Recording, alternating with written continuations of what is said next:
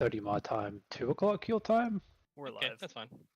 That's fine. which is prone to change when daylight savings finishes soon. Which in will be like longer or shorter? It depends on what happens with the American stuff too, because there's that weird month in between with daylight savings between Yeah. America and Yes, Australia. sir.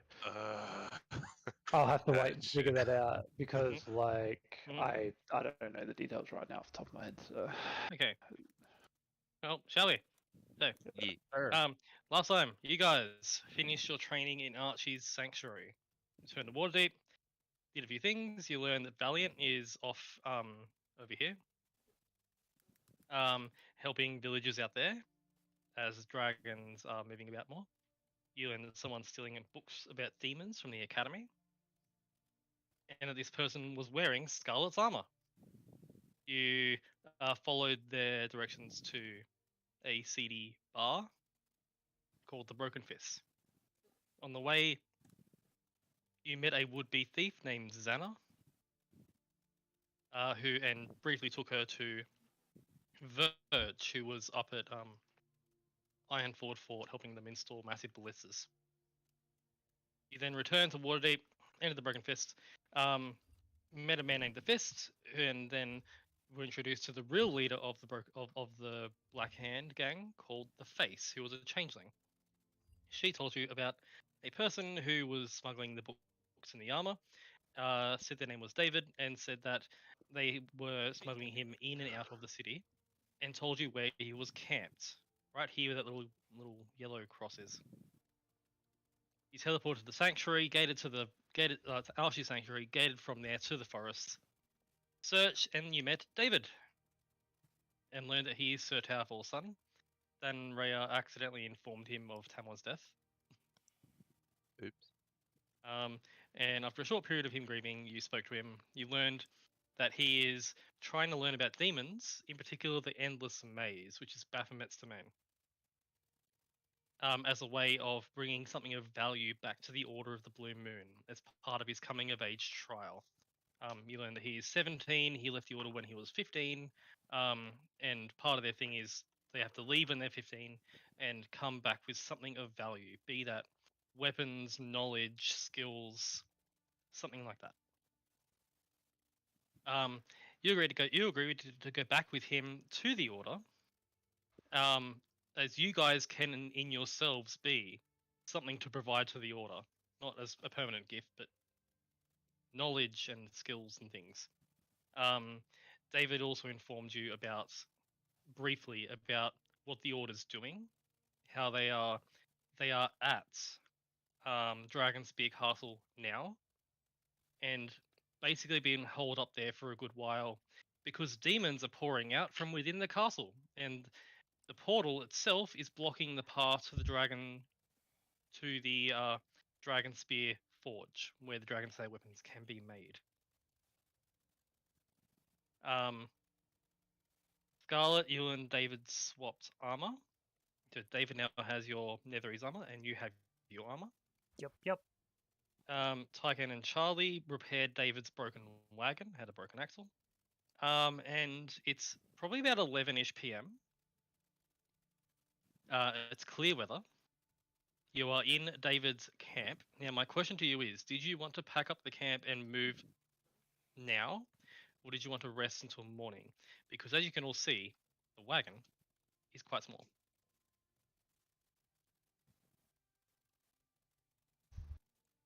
imagine wagons. It is as you see it. So it's like on the map there. So it's like small enough that all of you but one can sit in the front. Kalai will have to walk alongside, but there's no sleeping room. It's David got this wagon for himself.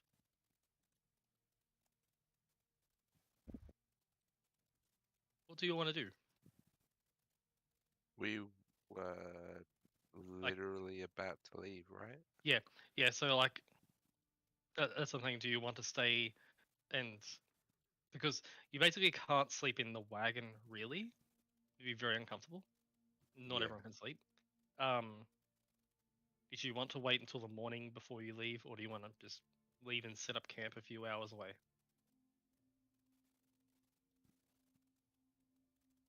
I would probably say that we sleep first before we leave. Sleep now, Yeah. leave later. Okay. So rather than packing up the camp, David helps out by getting out some spare bedrolls and things that he has, and sort of helps you all out. As you all are, yeah. Do you want to do anything through the night, or just rest through to the morning? Rest. I think resting's fine.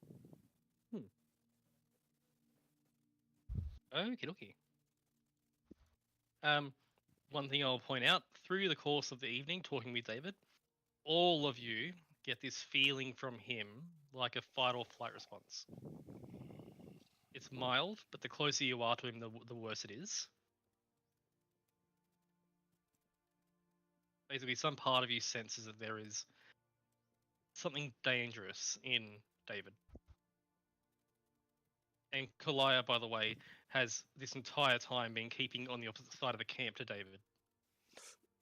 Do you want to switch Scarlet and Kalaya's position then? No. No. The tokens are just sort of there so we know, so I can put you all on the wagon.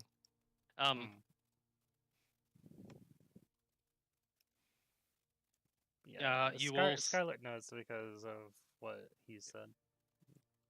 About what's inside. Yeah, like you all know what's there, but even so, that there's still that lingering feeling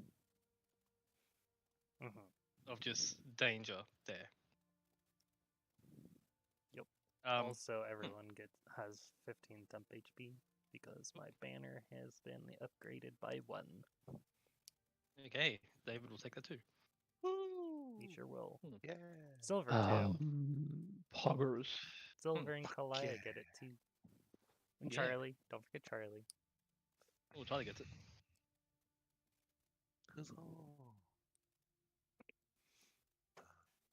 So yeah, as you all set up to rest around the fire or various things, David informs you that it's relatively safe here.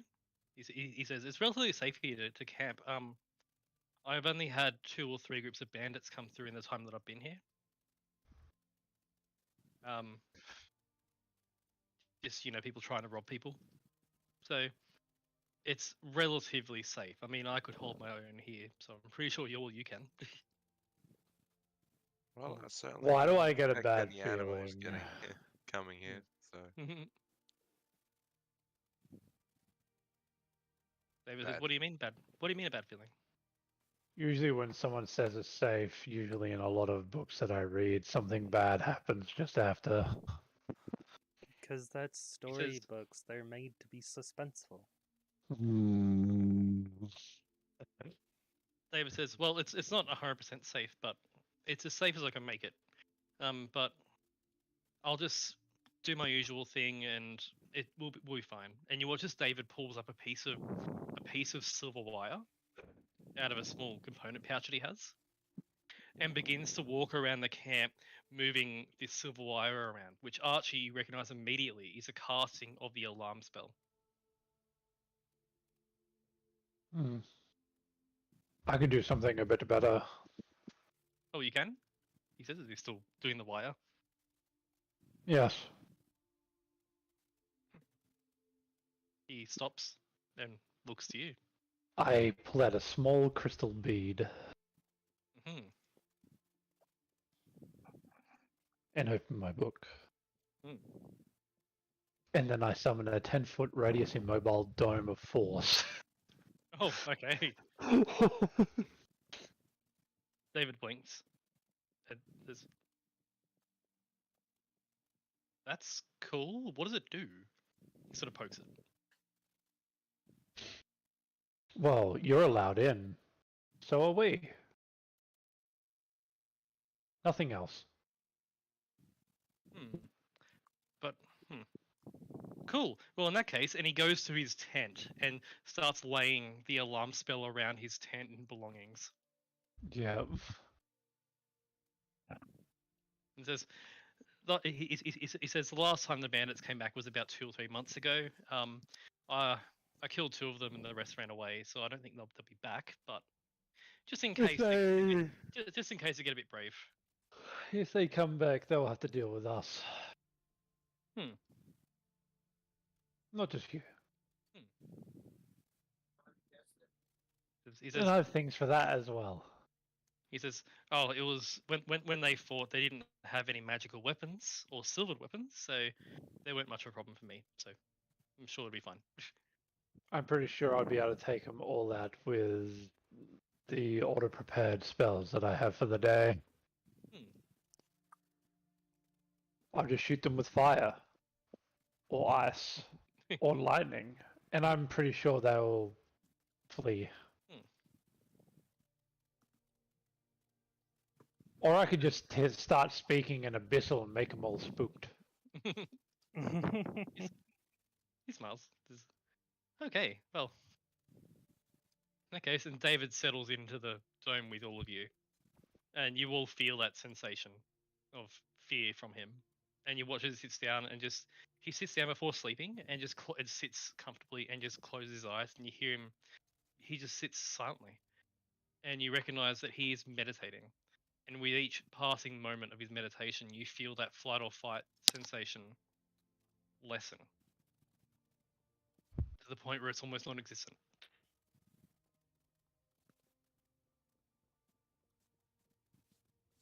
Before finally he opens his eyes and says, "Good night, all," and he curls up in a ball and sleeps. Offer him good night back.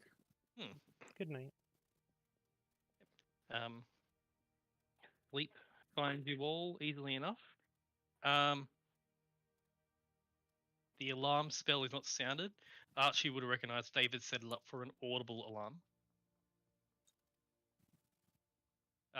It's not set off. The morning comes, and you notice that as the sun begins to rise, like it's just dawn, David is already outside of the dome. As you all wake up. Ho ho. Ooh. As you wake up and look outside the dome, you see as the sun filters through the trees, you can see David is out there doing push-ups. Good man. Okay.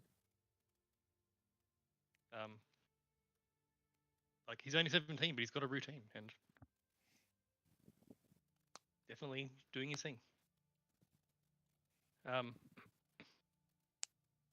As you all stir and get your things together. Yep. Sure Um, do. Yes, sir. David finishes up his morning exercises. Much like in Critical Role, when the fighter in the latest Critical Role season said, like, all of you have magical powers, but I just need to train a lot. his skill is he exercises. As much as Um, I'd like to say that I'm like him, I have magical powers, so I can't exactly say that. Well, he has too, but you know. Mhm. But yeah, David finishes up his morning exercises. He then packs down his camp, loads it up on the wagon, on the sides and underneath the wagon. There's little spots to stow the equipment. And David looks at all of you and says, "Okay, so it's about 6 days by cart to the Order's base at Dragonspear Castle. The roads beyond Crom's Hold, which is down here, the roads beyond Crom's Hold aren't kept very well. No one really travels that way. So, but up to that point, we should be okay just to follow the main roads.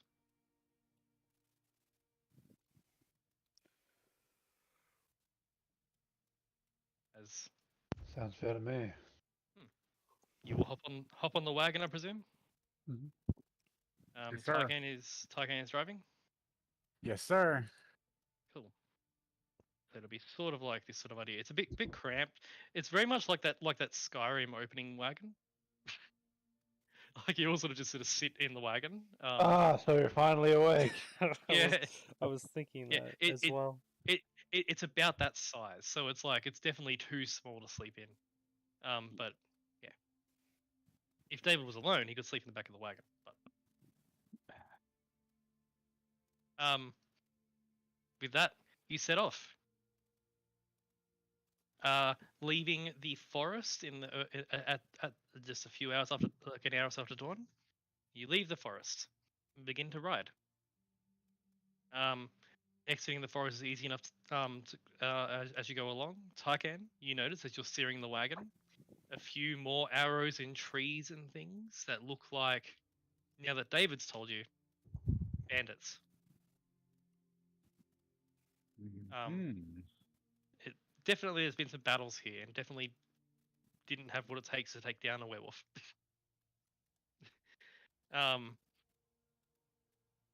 As you roll along, do you want to talk to each other about anything, or just focus on the journey? I mean, I'll definitely talk, just keep it, but probably nothing important. Yep. Okay. Just sort of small talks and things. Yes, sir. Cool. So you exit the forest, traveling southish. After about 4 or 5 hours, it's about midday-ish. Oh, sorry, about 2 or 3 hours. You notice something to your left. As I'm finding you a thing. Where are we? There we are. You notice something. A large fort at the very edge of the forest.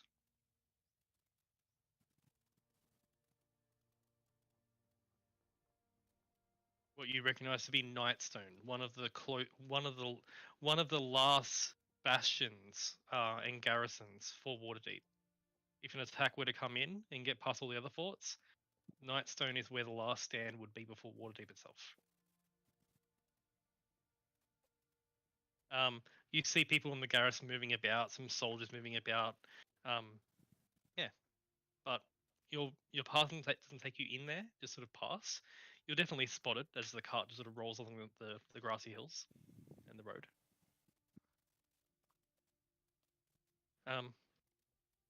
But you ride past Nightstone and continue on. The road moves down this way and past these small patches of forest, like through them. In the evening, you get to the first patch of forest, which is where David points out. If we want to stop for a rest, it's better to rest in cover. So if you want to stop here for the night, we can. Sure. Sounds like a good plan to me. And I'll point out that this area is fairly safe. Like there's probably just bandits rolling about, but there's no real threats because this is still very within Waterdeep's realm of influence. I'm pretty sure at the level we are, we could probably take normal bandits with just our hands. Yeah. Yep. But you set up a camp next to the wagon, little fire and everything. It's about. Though I am gonna do the little trick where you dig a hole, put the fire in there, and then put something over top the fire to spread the smoke out where it's less visible. Yep, and I'll point out that's what David had set up in the last place he was camped at. Can't be too safe. Yep. But yeah, you set up a fire. Some food is out. It's about 10 or 11 p.m. and you're just all about to retire for the evening when you hear the sound of all of you hear the sound as you're sitting around the fire or whatever of horses approaching. We'll go have a look. Yep. Look time. Okay, as you get up to look, I'm not stealthy. I might as well go ahead and head towards it. Chink, chink, chink. Yep. Clunk. It sounds like a group of horses. And as you step forward about 20 feet from the campsite, Taikan and Scarlet and whoever else wants to go, I'm going. you see, okay, you will begin to move that way. You see there are 5 horses wearing armor being ridden upon by what look to be Waterdeep soldiers. Oh, I'll go greet them with a smile and a wave.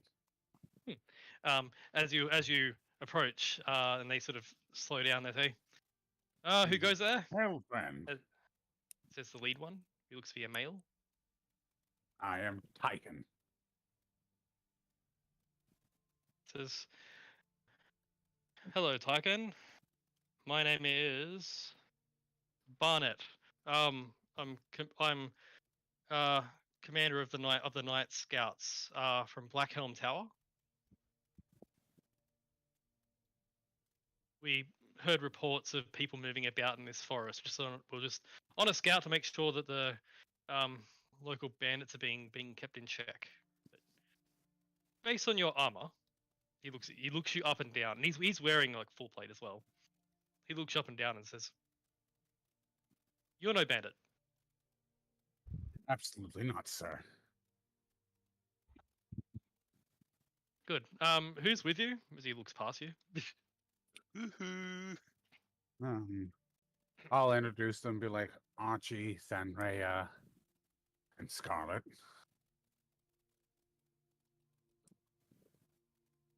And he watches David step forward and says, hi, Captain Fallone." and Barnett says, "David, I thought you were still staying up north." David says, "Well, I've met them and I'm going back home now." Barnett says, "Well, we're gonna miss you up here. You've done some good work with that last bandit group." David sort of smiles. The Barnett says, looks at the rest of you and says, "Are you all going back to the south then?" For now. Says, "I see. Well, you definitely look capable, and you have David with you, and he's one of the best fighters I've ever seen." We're very capable. Well, a bit of advice for you all: keep to the road where you can.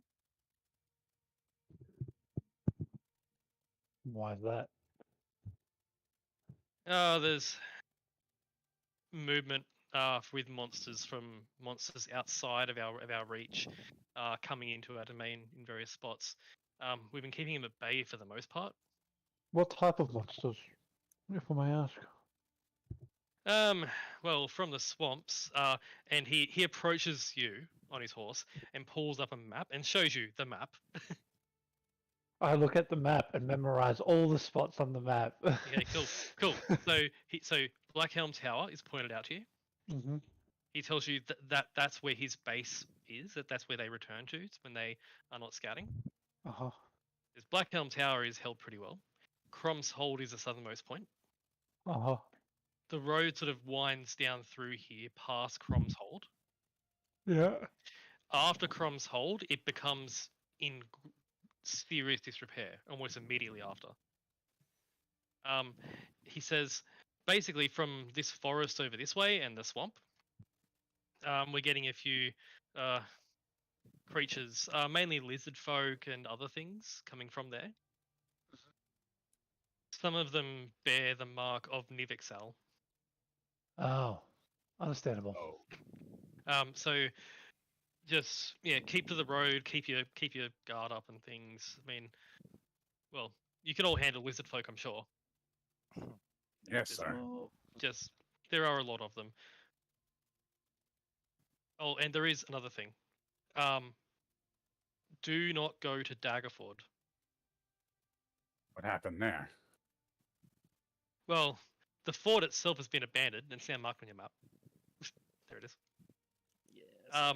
He says Settlement needs your help. he says, "Do not go to Daggerford." A group of frog creatures moved in to the ruins. They've been proving quite difficult to get out. We've sent a request to Waterdeep to send a contingent of soldiers to deal with it, but they have other pressing matters apparently to the east. Would I know of frog creatures? You may make a history check if you like. May Oh, I also Tyken will do a just turn to history the check? party and be like, I think we have a little side excursion. Yeah, well, you can if you want. Sounds like something we should check out. We're going on a trip. It's still almost on your way. Like the bridge crossing is like here, sort of idea, and then Daggerford's right there.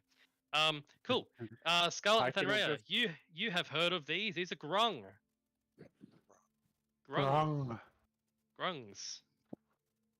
They taste like chicken. They taste like children. Wow. Similar to what you fought at the very start of the campaign. Grung. I was about to Uh, say yeah. they're like the ones at the start of the campaign. Similar to, but based on what this guard is saying, it sounds like these are not being turned in, like children being turned into them. These are actual, real grung. Oh, thank goodness. Hey, that means then Ray can eat these guilt-free this time. Oh Mm. my god. Maybe this is where we part ways with Scarlet. I Barnet. will fucking shoot you. Barnet, there's there's a lot there. Titan will say, I mean, we have put in a request for the Waterdeep Council to have them get cleared out because Daggerford Ruins, while it is a ruin, it is still a valuable place to defend from if the enemy does attack from the south. So we are going to take it back eventually. Sir, We'll if you will probably be excuse able me to for just handle one moment, and he'll turn to the party and say, I think we should go and have a little side excursion. I I- reject this proposal. What? Vetoed. We're going on an excursion. Get wrecked, Fenrir. And say, Sir, I believe you should send a cancellation on that request. Are you sure? No. Yeah, we can handle it. Hey, don't worry. Thenray just woke up on the wrong side of the tiny hut. He says, "Okay, I have heard of you," and he points at you, Archie. Hello. I'm Uh, Archibald. I have heard of you, and your exploits. If you're intent on going there, can I make a request? What request would that be? Keep the ruins standing, please. We His cannot parts have promise never went to anything. still standing. I went there the other day. Oh, that's hilarious. You just I can called assure you we can keep the them fuck standing. out. Maybe slightly charred, though. I do a slight smile as I am telling the absolute truth that we went to Neverwinter, and our parts still standing. Yep. I mean, those parts that Now- are still planting are also floating, but we're leaving that part Yeah. out. Standing, floating, same thing. What percentage are we asking here? 10, 15% still standing? 50? As much as you can. We want to. If Crom's hold falls, Daggerford was our point of reinforcement. Well, how So- about we just clear Daggerford of the infestation? Well, if you could do that, that would be greatly appreciated. I won't cancel the order. I won't cancel the request for the reinforcements until it's done. However, we I know. need Well, we need I we need to mean- be sure. Worst case scenario, they're already there. They can start setting up shop. Yes, exactly. Yes. If you wish, you may also send for a couple of the clerics on the Temple of Helm. They are able to recreate food and water. They might be able to assist in creating a nice environment there. All right, we'll do. Yes. Do be careful though. There was a lot of them there. I did send a unit of my men there, and none of them came back. If any are Okay. rescuable, we shall. Much appreciated, but they haven't been responding to sendings, so I'm not sure how. I'm not sure if they're still alive. Well, we're bound to find out. Hmm. Let's Very well. go. Very well. You can rest well tonight. We've patrolled most of this area around the forest, and well, there were two goblins that we caught trying to trying to scavenge some food about a mile or so from here, but that was about the extent of what we found. So you should be safe to rest here tonight.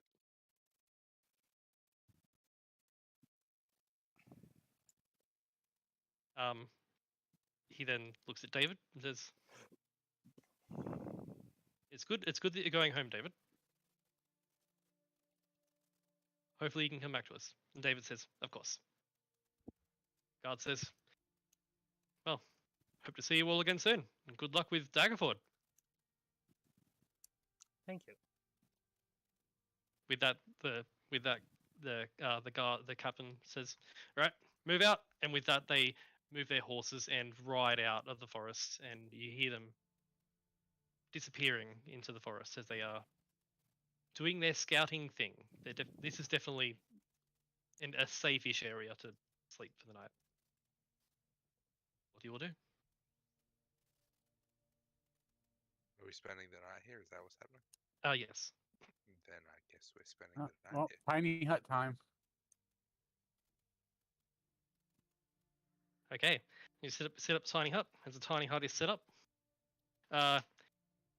as it's all set up, David looks at each of you and says, "Did you say before that you were all not at your best? Is that what you meant?" 50%? I'd say about 50. My calculations are correct. We're about 55%. As of right Oh. now. Wow. I can tell even at that, you're still, well, as you can see as he says that, he's like looking at you in particular. Scarlet, what's your strength stat, by the way? 18. He looks at you, Scarlet, and says, "I can tell that even at that, you're still more experienced and stronger than I am." Well, I appreciate that. We've had a lot of experience. Mm, And experience can't be forgotten. mm. We just had a very long sleep. Hmm. Especially me. I see. Well, when we're not, well, if we have time on our journey, I would like to spar with you if we could, Scarlet. Sure. Like to learn. I've spent the last 2 years basically fighting bandits and other thugs in Waterdeep. I haven't had a chance to really train with anyone. Do you want a better idea? Hmm? You should spar with all three of them. I would be down with that. Ooh, that would Everyone be has fun. different skills and everyone has different abilities. That All would which be- you will face in combat. Not just what Scarlet brings. He says, "Oh, that would be an honor." I didn't want to presume. I assumed that you would only fight evil. And he looks at you when he looks at you, Tyken. There's a difference between fighting and sparring. Yes. I'm not going to be trying to kill you. I'm just going to be trying to learn with you. I might. Crack Knuckles looks down. I will spark with you. He says, "Okay, but maybe don't go all out. I mean, you're a lot stronger than I am." Oh, I don't intend to use a weapon. What are you talking about? Those two things are weapons, I pointed at it. Maybe you should actually, because you wouldn't be able to hurt me with your fists. He smiles. Hey, true. Very true. Wait a minute. That's Archie's I don't coming up need with an to. idea. Matt, I have an idea in my head. I have an idea. What is Wait, that? I don't need to. Hmm. Magic works on werewolves anyway. The What am I talking perfect about? training dummy. I was like, I could create a silver element thing. And I was like, I don't need that. Magic just works. That's true. I can just boon magic to them.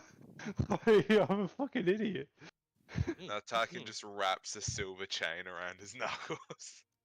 Just gets 5 silver coins on each of his fucking knuckles, bro. I have a question. Yeah. Does Scarlet still have Siegfried's oath sword? Oh, yeah, you do, yeah. Huh. Think I forgot I had that for a second. Yeah, you have it. It's in your magic items. It's Siegfried's oath sword. You still have it. Yeah, I see that now. I think that's why I was trying to do that other thing I've been training. Alright, yeah, continue on. Okay. That David says, well, you're all set on Daggerford then? Yeah, I guess. Well, My It'll opinion be a got fun vetoed. training along the way. okay. Well, I think it's about a day to Daggerford. So.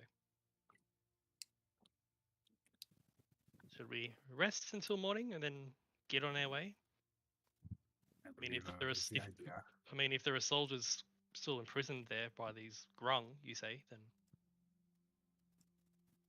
I don't hold hope that they're still alive, but if they are, we should be able to save them. Hmm. We should make haste then, he says, Indeed. as David meditates for a few moments, calming down that animal sense. And through the day of travel, it's gotten worse and worse around him. And whenever he meditates, he sort of suppresses it again. Before David falls asleep, and presumably the rest of you do as well. Aye, sir. All right, resting through. The next day comes along, and it is, as you wake up, it is raining. Just a slight sprinkle, but with clouds overhead. But it is raining, and it look I miserable. use one of Archie's books to keep the rain off of me. I'm kidding. Well, it's fine because you're in the dome thing, and the dome prevents the rain from Yeah. getting in. But as you all wake up in the morning, David's out there in the rain doing his morning workout. But you will pack up the wagon and get rolling. Yes, sir. All right. Get rolling. David seems to be enjoying the rain. I don't blame him. Rain is nice. And you notice as you start to roll, David unhooks some holes from the side of the wagon and hooks them up, and gets like a leather tarp sort of thing, and puts it up. So you actually have a cover inside the wagon. Hey, let's go. David says, "I'm not sure how waterproof this is. This is more to keep the dust out." I'm sure it'll keep at least some of the rain off. It is fine. Yes, hopefully. But yeah, this is mainly for down south, closer to Dragonspear. There's a lot more dust and dirt down that way.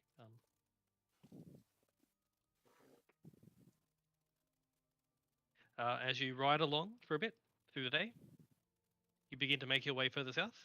Yes, Yes, sir. Yeah. Yup. cool. As you ride along the grassy hills, you see off to your left in the distance, nestled at the base of the mountain, is Black Helm Tower.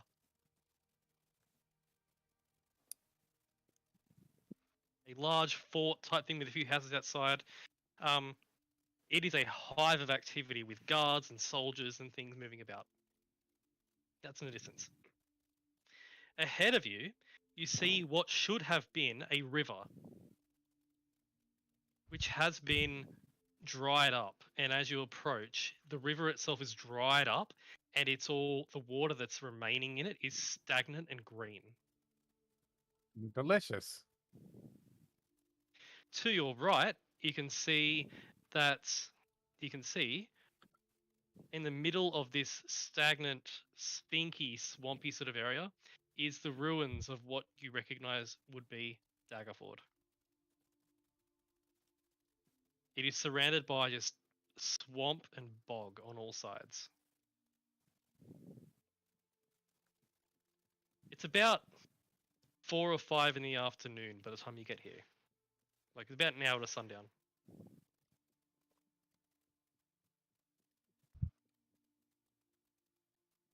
As you get to this like area here, you can see the ruins. You're about a mile or two away from it. What do you want to do? And what time is it? Just so I can make sure. It's about 4 or 5 in the afternoon, so it's still daylight. It's been raining all day. That place is like a Ooh. shithole. I think he'll be like, I think we should attack at night.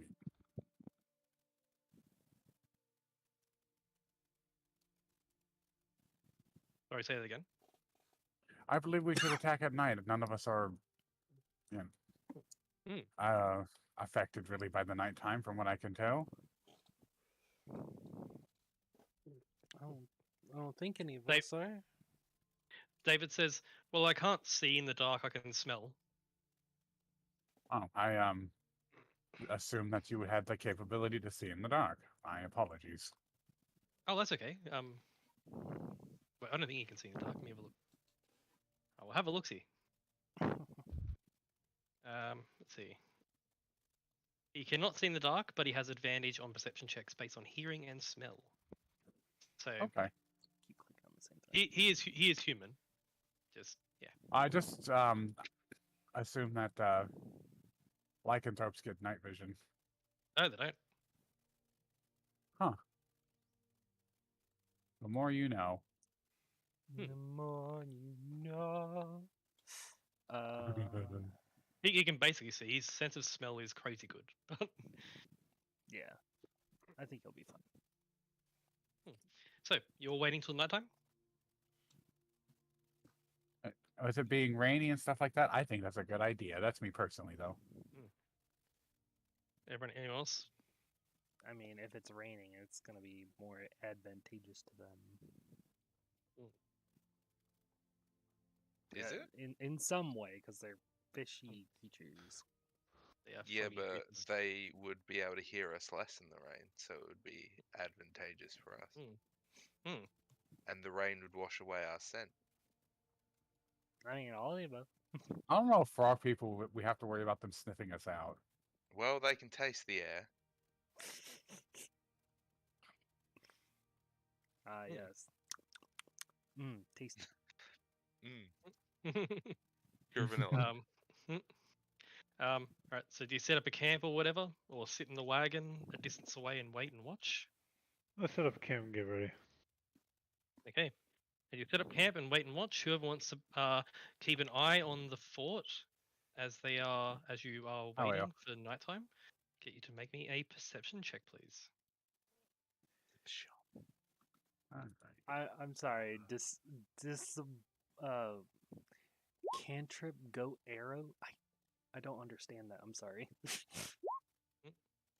You said perception? Yeah.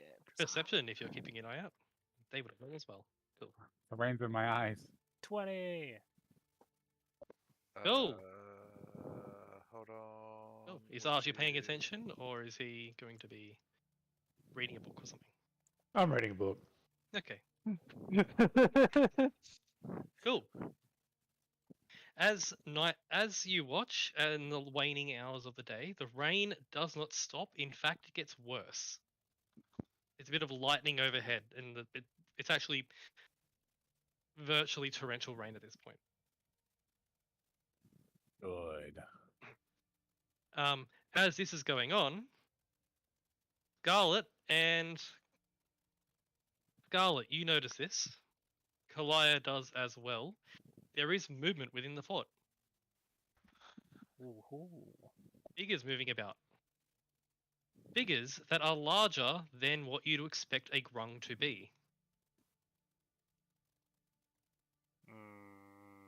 Scarlet, they're not grung. She looks over to Archie. It's like, Archie, those aren't grungs. Because remember, grungs are small creatures. These look to be medium. Worse. Medium.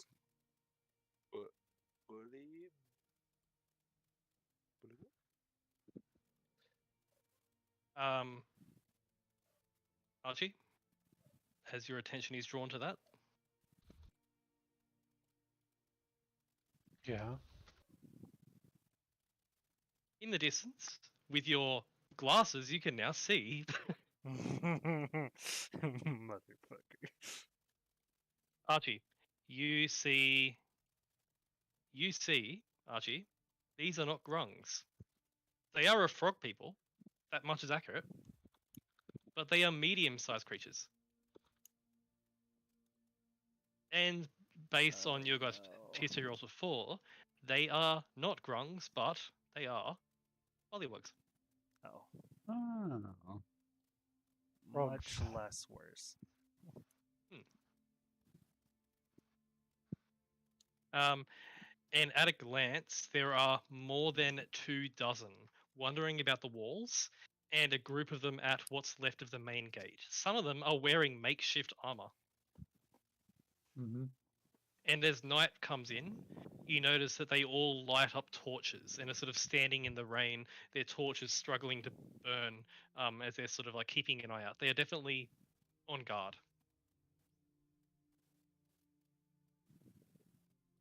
Do I know anything about bullywugs? Yes, if you want to make another history check, you can. Can I also make another history check? Yeah. Ah, Uh-oh. looks like a frog to me. I'll fucking 6. I wonder if it tastes like children.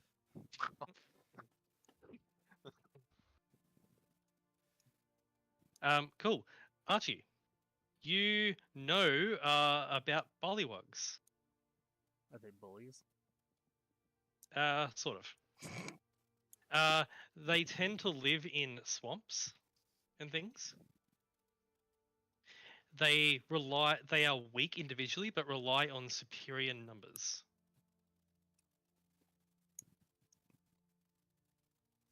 And Archie, you know that they tend to view themselves as superior. It is considered to be very, very poor form for a bullywug to show fear. Show fear. Yeah, it's very bad form for a bullywug to show fear. They're all about making themselves appear superior to anyone else. Okay.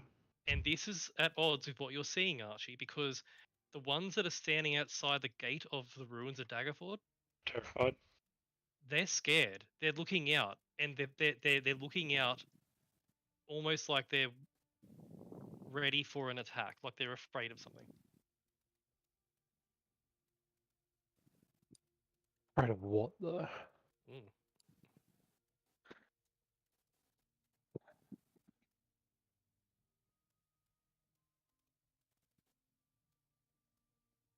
Interesting. Why are they on edge? They don't know we're coming. So if something else is bullywugging them.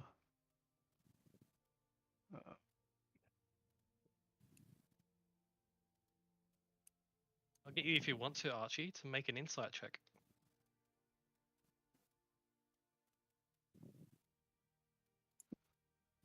17. Archie, they're not looking at the ground. They're looking at the sky. Oh, oh, that's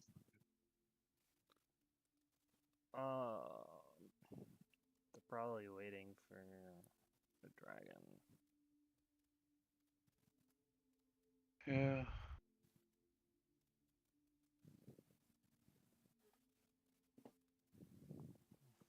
The rain continues to pour down hard as you watch them.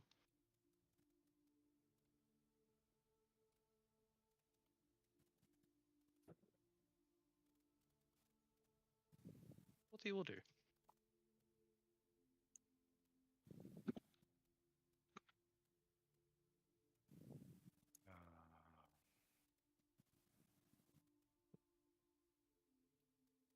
do we hear or see a dragon?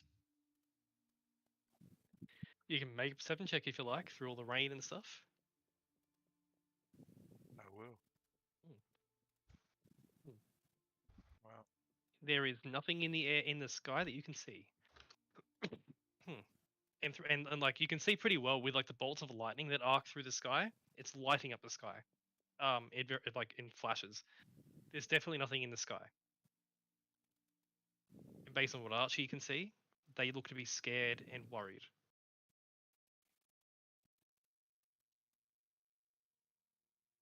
We could wait.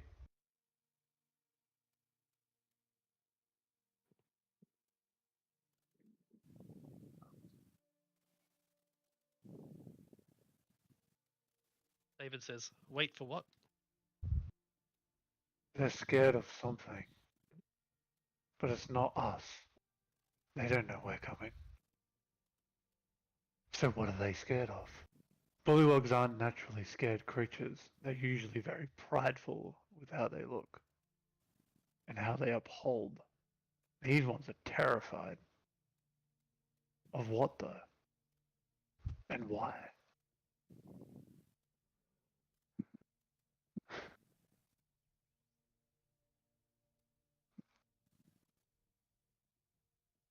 And as you say that, Archie, you notice that it isn't just the ones that are at the gate; it's the ones on the ruined walls of the thing as well are also terrified. They're scared of something. A possibility or something coming.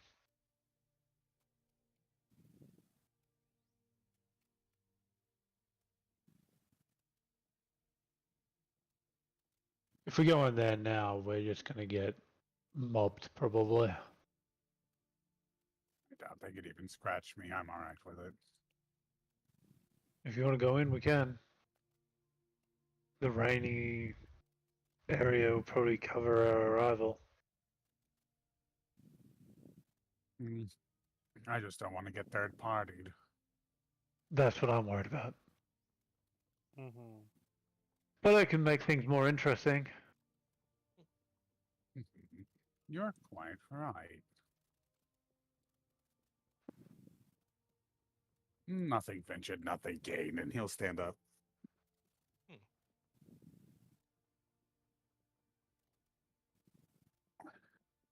David gets up too and says, "I'm ready." As am I. Shall we? Sure. Cool. As the group of you begin to approach, move over to this map. I think I've done that. Yep. We'll do theater of the mind for this for the most part. That There is you go. fair. Cool. So you guys begin to approach. What's your marching order? I'm presuming the wagon's left behind. Yes, I would have left the wagon and silver as, it's rainy and muddy, and I'm not going to do that to the poor horse. Yeah. Cool. As you begin to approach, moving through the swamp as the rain is dumping down. I would be front. I'm just going to change the audience to that one. Boop. Cool. So what's your marching order? Marching from top to bottom. David's in front. Scarlet's in front. Sorry, Tyken's in front. Scarlet's in front. Yes. Charlie looks at you all and says, "Would you like me to remain here with the wagon? Or would you like me to come along?" That would probably be best, as in case any of these bullywugs get out. I would not like them to steal anything of ours. Of course. I will maintain a perimeter. And you watch as Charlie starts walking around and spamming the alarm spell. And as he finishes doing that, one of his right hand folds down, revealing a small force cannon, and begins to point it around the dark. Good on him. Who's next in the marching order?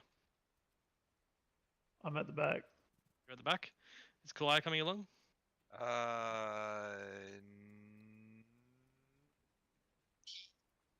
Yeah, no. No? Okay, cool. Kalai remains I was there. gonna stay with Charlie. Right. David's going to follow behind Tanraya, and Archie's at the back. So sort of like that sort of order. As you all, are you happy with that?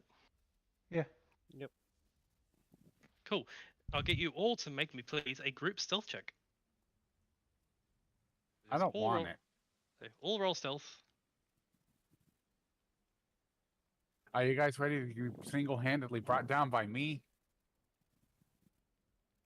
You mean me, right?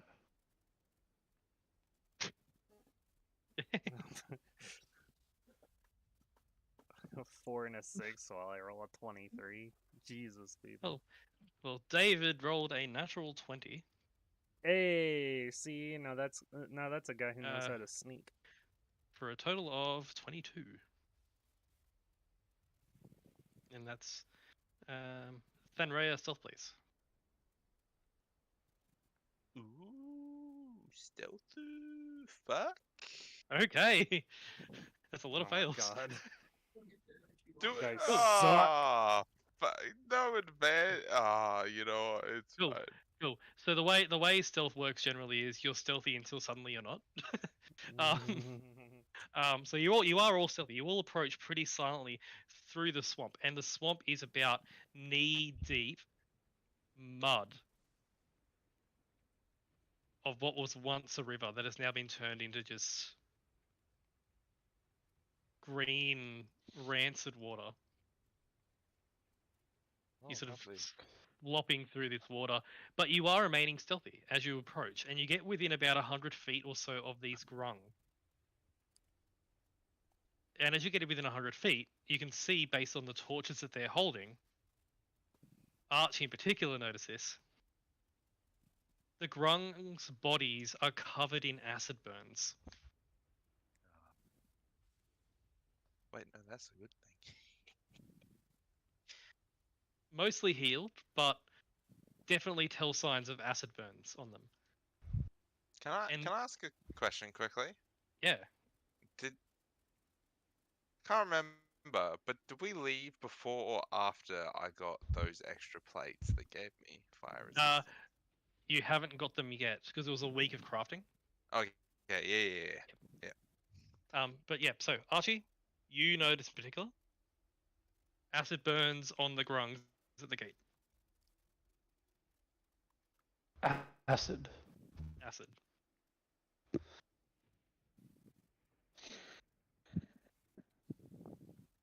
And as you move, you're about 100 feet away from them when there's several bolts of lightning that arc through the sky at the same time. And for a brief 2 or 3 seconds, the entire area is lit up like it's daytime. And in that moment, as you're all in knee-deep mud, the grung at the gate see you. You're The about 100 grung or the bullywug? Oh, sorry. I keep saying grung. The bullywugs at the gate see you, and they immediately point their spears in your direction and begin shouting in a language you don't understand. Not even Archie understands? What the fuck? I don't speak bullywug. I thought you were supposed to know They big- every language. Ah. The bullywug begin shouting in a language it's like basically croaks and like frog noises essentially, but it's definitely a language. As they begin shouting in this language, you hear the sound of movement inside as more of them begin to come out. They see you are there. What do you do? Stealth no longer an option.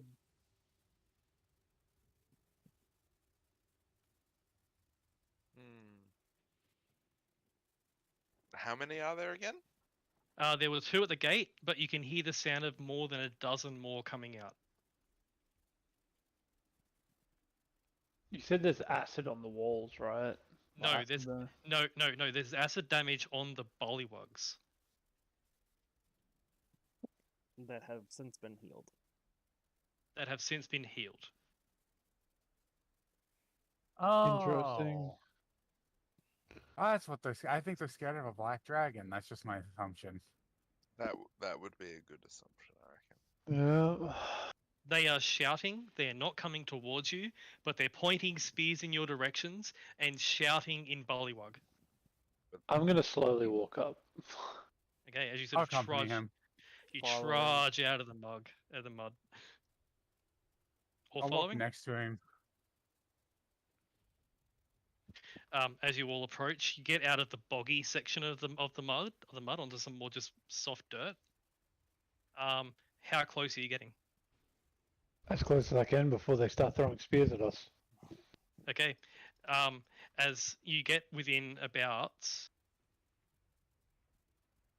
you get just within 60 feet, Archie, of them, before one of them throws a spear. It lands Tunk in the mud, in the dirt and mud, about 2 feet from you, I pick it up. and they continue to shout and point away. Like, fucking leave. Hey, Tycan, Yep, can you throw this spear aggressively at the wall? sure. I'm gonna Olympic javelin this shit. Okay, At the wall. I'll get you to make an attack roll.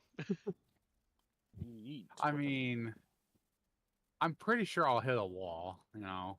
Oh, it's more to see if you penetrate the wall or if you fail horribly and hit a bullywug. That's Yeah, I really hope you fail horribly and get a bullywug. Shit. Damn it. Gets a 1, hits. Awesome. How close were you aiming to a bullywug? I'll leave it up to Tycan.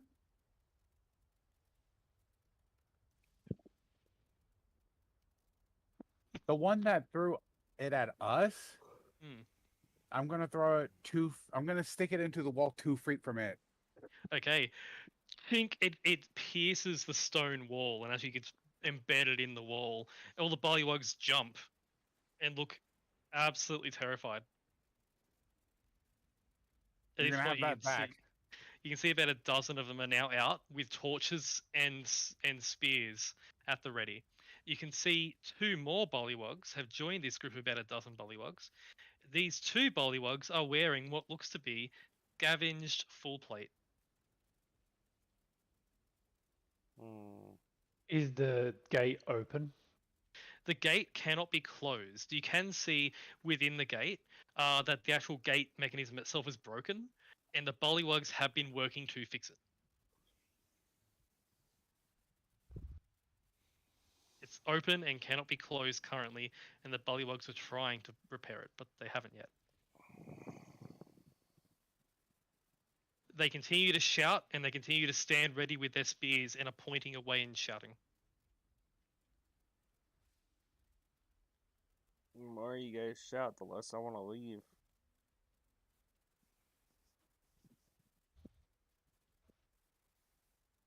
How far are we from them? You are 60 feet from them.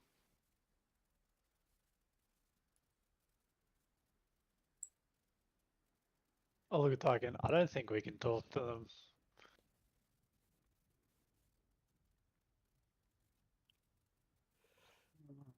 They're not being hostile, so I can't in good conscience They attack. literally just threw a spear at my foot. I mean, if they wanted to hit you with a spear, they would have.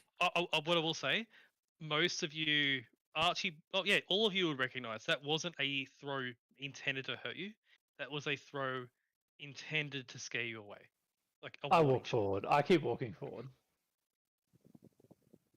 I don't have my weapon or anything. I just walk forward as well. I just have my hands in my pockets of my suit. Cool. I'm As- staying next to Archie, just in Okay. case. Okay.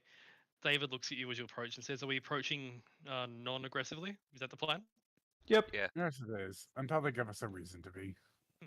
Okay. As David closes his eyes and breathes slowly, and you feel again that sense of fight or flight from him lessening.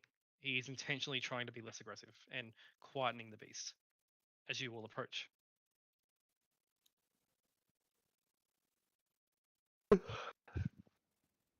Another spear, Archie, tung into the ground about 5 feet in front of you, where you were walking. I pick it up and I just hold it. At this point, Archie, you're about 40 feet from them and getting closer. They are still shouting, and as they're shouting, some of them are looking past you in the sky, panicking. I'm going to activate my glasses and look behind me. There is nothing behind you. You get a sense they're just worried that. You get a sense they're looking for something, they're expecting something to come, and it's not coming, and they're worried. I know what to do. Tyken's gonna reach in the bag of holding and pull out the white dragon's head.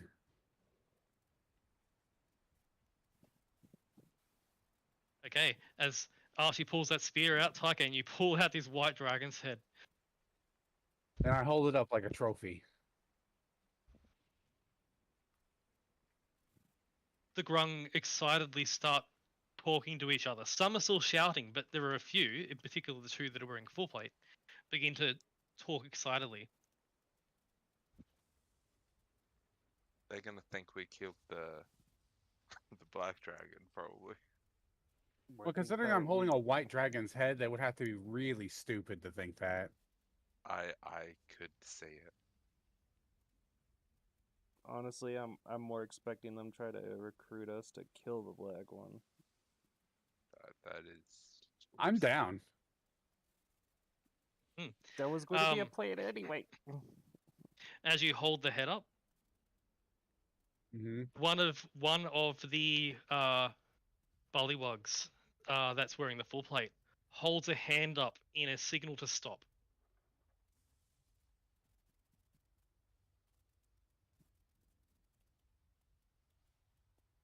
What do you do, Archie? I put my hand up and I stop.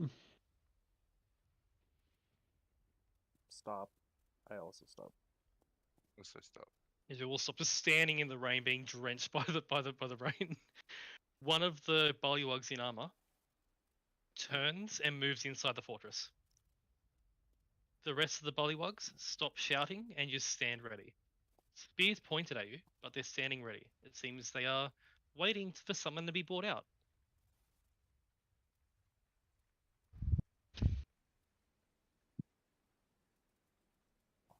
If we stay out here for much longer, I'm going to catch a cold. I'm too old for this shit. Don't worry, I can cure that.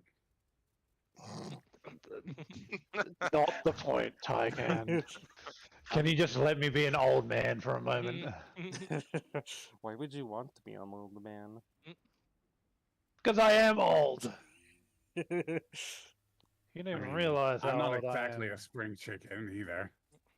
You don't understand. We're all old, technically. No, I'm. Never mind. About 5 minutes pass before you hear the sound of movement within the fortress.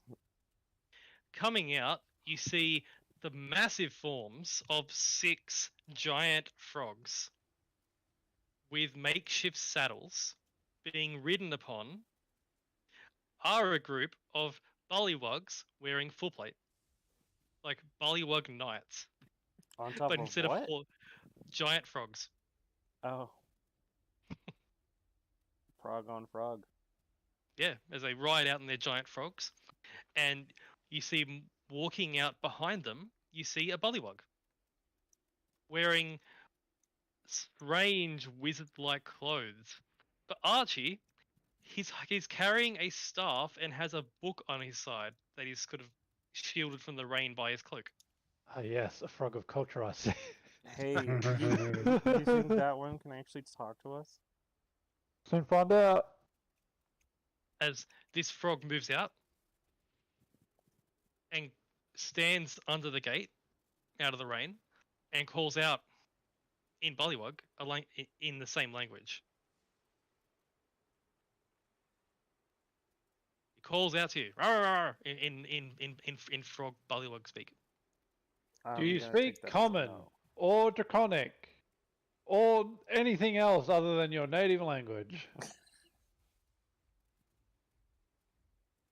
The bullywug reaches for his book and flips through a few pages and sees and starts to read something and holds the staff and begins to mutter an incantation and then completes the spell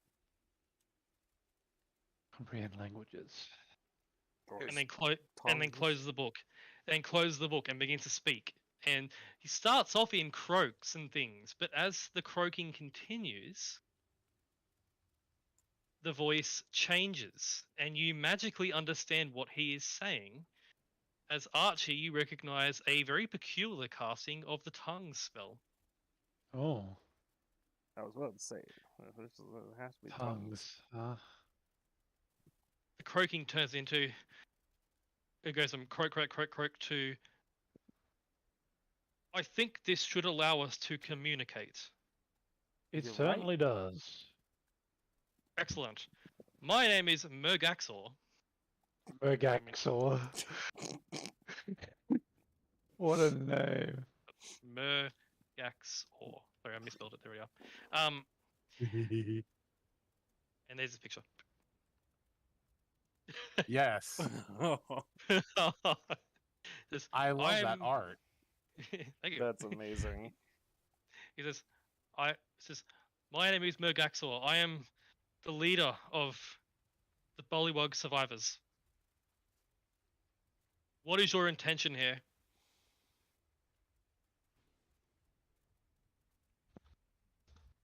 One sec.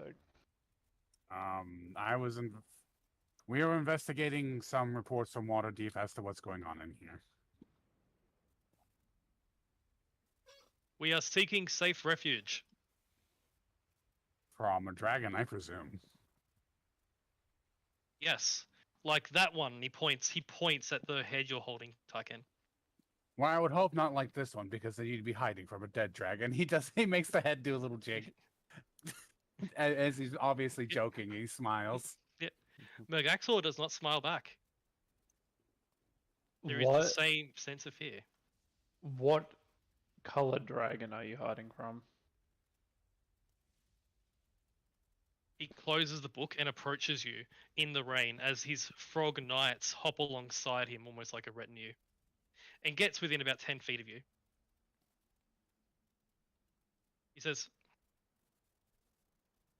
"The Lord of the Swamp, Nivixal.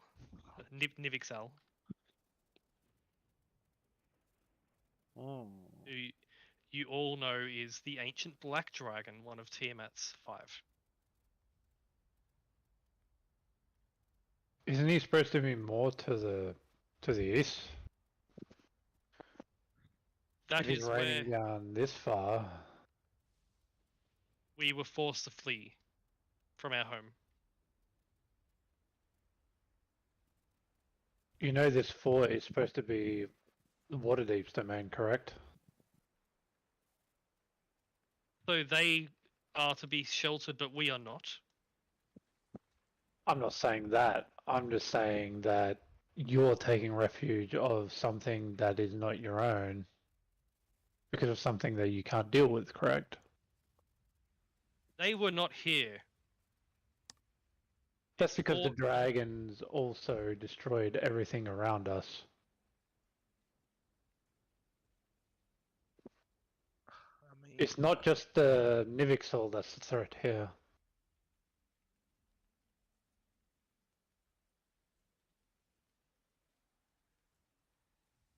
You seem to be the more intellectual type of your group.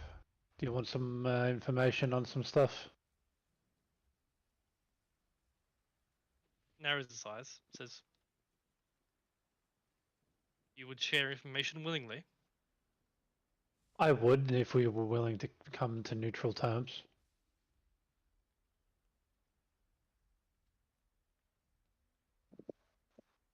I can give you information about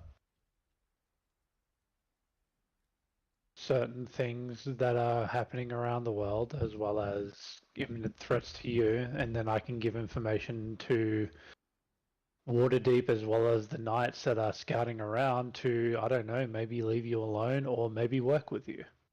If you're willing to do that until you can get your home back. The knights are the ones that attacked before.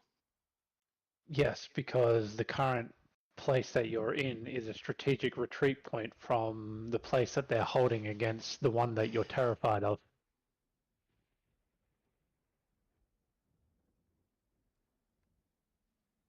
You are more talkative than the others. The ones that came before simply attacked in the night.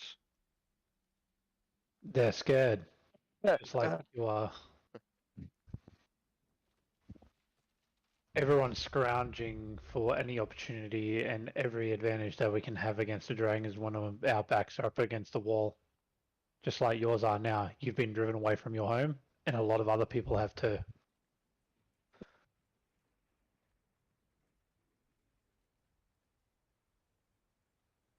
It looks at you for a second. One of the knights turns to Mergaxor and speaks in that frog language. Almost like you get a sense the knight is communicating something about we shouldn't trust them, etc., based on his body language.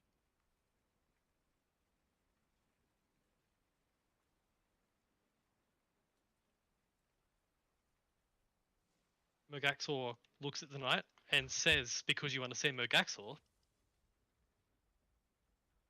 let us hear them out. We need allies in this trying time. We've lost so much.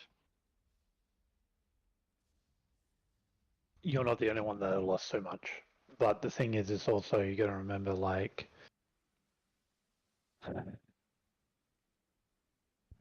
ultimately, the dragons are the ones at fault here. Mainly the chromatic ones. Correct. Mergaxor looks at you and says, yes, Nivixal is black. Black as the night. Mm-hmm. And there's more than just Nivixal that's causing havoc. Nivixal, the black dragon. You also have Yazamalix, the blue dragon. You also have Ashathindar, the leader, the big ancient red dragon. You also have Frigidax to the north, the white dragon. We have one of their brood that we killed. And then there's the green dragon as well. I forget the name of the green dragon. What was it called? I can look it up. It's not in there. It's in. Where is it? Arzenag. And then you have Arzenag, the green dragon. There it is.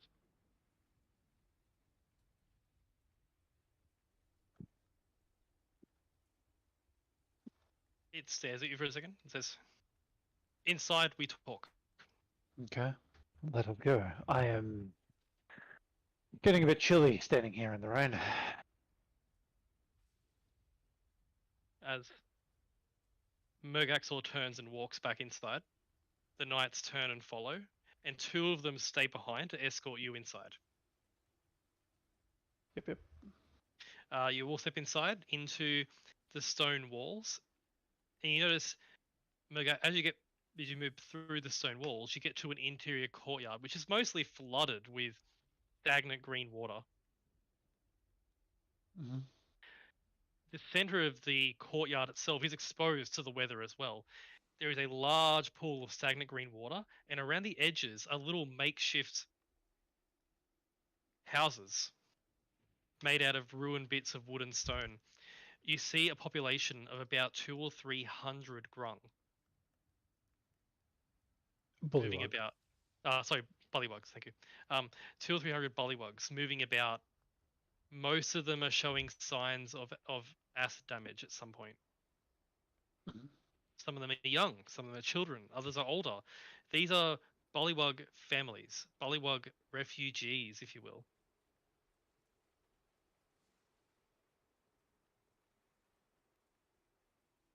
Mergaxor leads you to a particular hut, which looks to be slightly bigger than the rest, which looks to be his quarters. How recent was this? You ask that? Yeah. He says, Mergaxor says, a little over a month ago, we've moved in and done what we can here. These are all that's left of us. We had an agreement, as you all move into the tent, into this little hut. Mergaxor sits down and says, we had an agreement with Nivixal that we would be left in peace.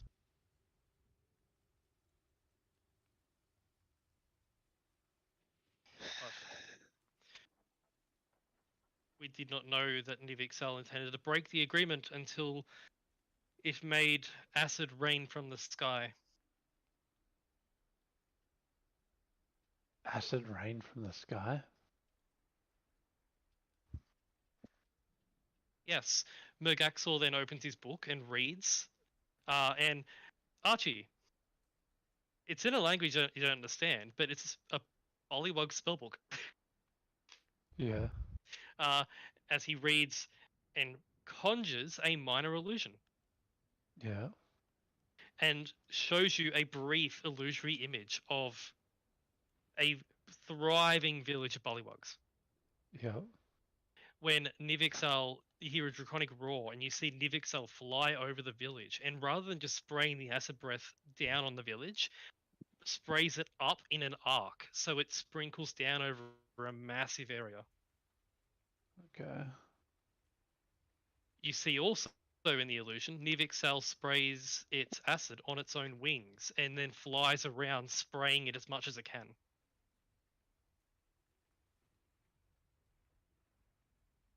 Right. You see the chaos, and you see so many bullywugs die just from the acid rain. Mergaxor,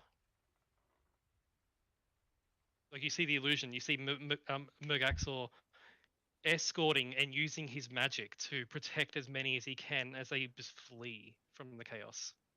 Mm-hmm. After the attack, we took who we could and left and fled west. We found this fortress. We hope this will be enough to hold off against that dragon. I don't think this is gonna really hold off against anything if he does the same thing that he did to your village. There are weapons and armor here. Weapons and armor can't hit a dragon 200 feet in the air.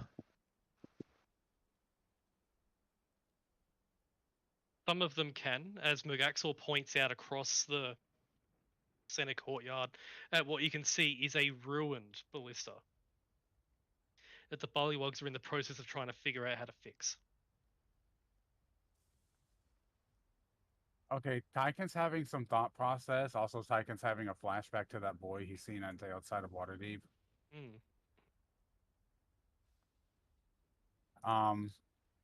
And Celestial, he's going to lean over and speak to Archie. I listen. He says, I think we should kill the dragon. Well, that's the plan anyway, but I have a really funny idea if you want to go through with it. We like funny. Megaxa, how big is your village, or was your village? We numbered in the thousands. Now there are barely 200 remaining. We did manage to save our great beast, however. Oh. Mergaxor points out of his tent towards the center of this giant, like, lake of stagnant water. And you watch as a group of bullywugs are very close to the edge, and they toss in what looks to be some rancid meat they've caught from some animal nearby, which sort of splashes into the water. And it floats there for a second, before the water splashes upwards, and you see this emerge. Ready. Oh shit! It's a behemoth! God. Let's go! That's Tentacles tentacles splash up and grab the meat and throw it. This thing is probably about 25 feet tall. Yeah. It too is covered in acid burns.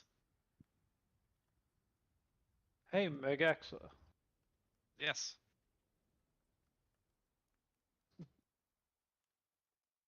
Can I make a deal with you? One that will benefit us both. If it means the survival of my people, then yes.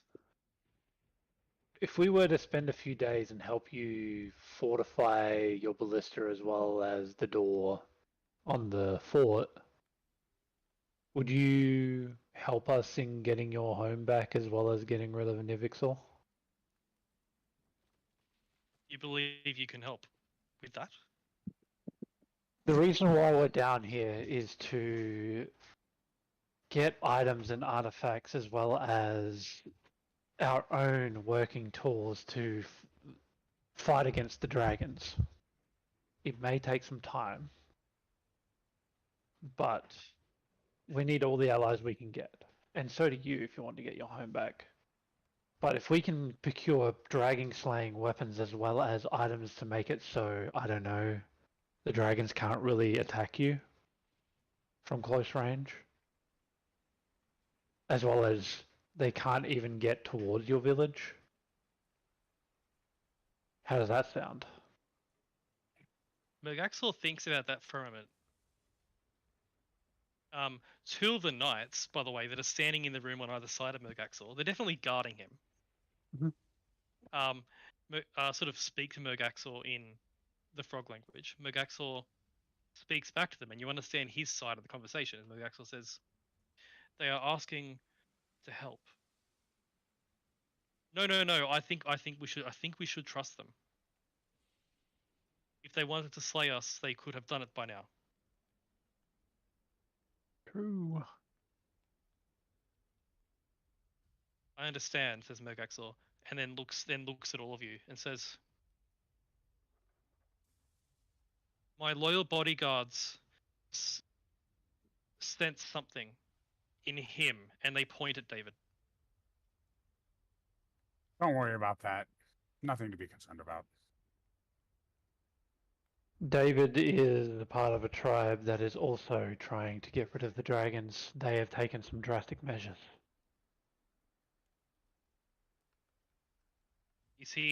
Are you sure he is an ally? Yes, Hasn't killed me. Sure because as I'll ever he be. is the same blood as her.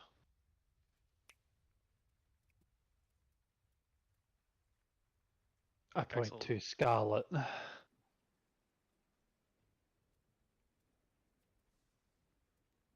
David then speaks up, steps forward in front of all of you, and then kneels before Mergaxor. David says, "We are traveling south to meet the rest of my order. I give you my word, once our work is done down there and the order is free, we will cleanse you of your dragon problem. I will stake my life on that." And then he kneels, and Scarlet, you recognize this to be a knight's word. He's being truthful. As truthful as he ever could be. Mergaxor looks at that for a second and says, "Then it is agreed. Help us for a few days. I would ask you to stay clear of the center," pointing at the lake where the froghemoth came out and then has now since submerged again. Yep. "While the beast is tamed to us, it is not tamed to outsiders. That's fine. I can only cast this spell a few times a day to be able to communicate properly. Do you want another? Do you have the spell comprehend languages? Mergaxor says, "Yes, I do have that spell." Because I'm going to write out a plan, and you'll probably need that to understand what I write down. I can understand that, yes.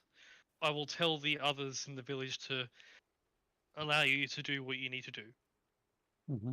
We'll do our So we best. have to... two friends outside. Just They don't they- attack them when they come in. They may enter too. I will send word. I will, Okay. Well, I will do my best to overcome this language barrier that we have. well, if you want, I can learn your language, and you can learn mine. I can teach you. That will be appreciated.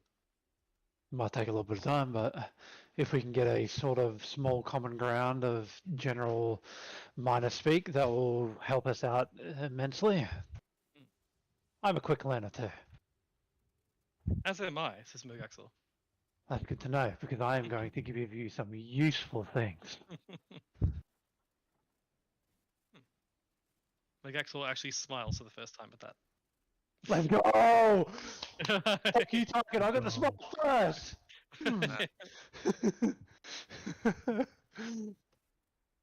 Alright, let's put this work into action. Fenraya, do you want to grab our compatriots and do a sort of scout around the castle? See if there's Will do. any bad things? Tyken, do you want to go have a look around the general facility and see what needs to be worked on the most and what supplies we'll need? I will look for any sort of extra supplies on that sort of thing, and I will also see what I can do about the ballista. Do you also want to go help with that, Scarlet? Sure. Tarkin might need a strong hand. David speaks up and says, part of my training when I was growing up was how to repair siege equipment. Oh, you might want to go too, because I'm sure Tarkin can teach you a thing or two about engineering. I wasn't really trained, it was just a hobby.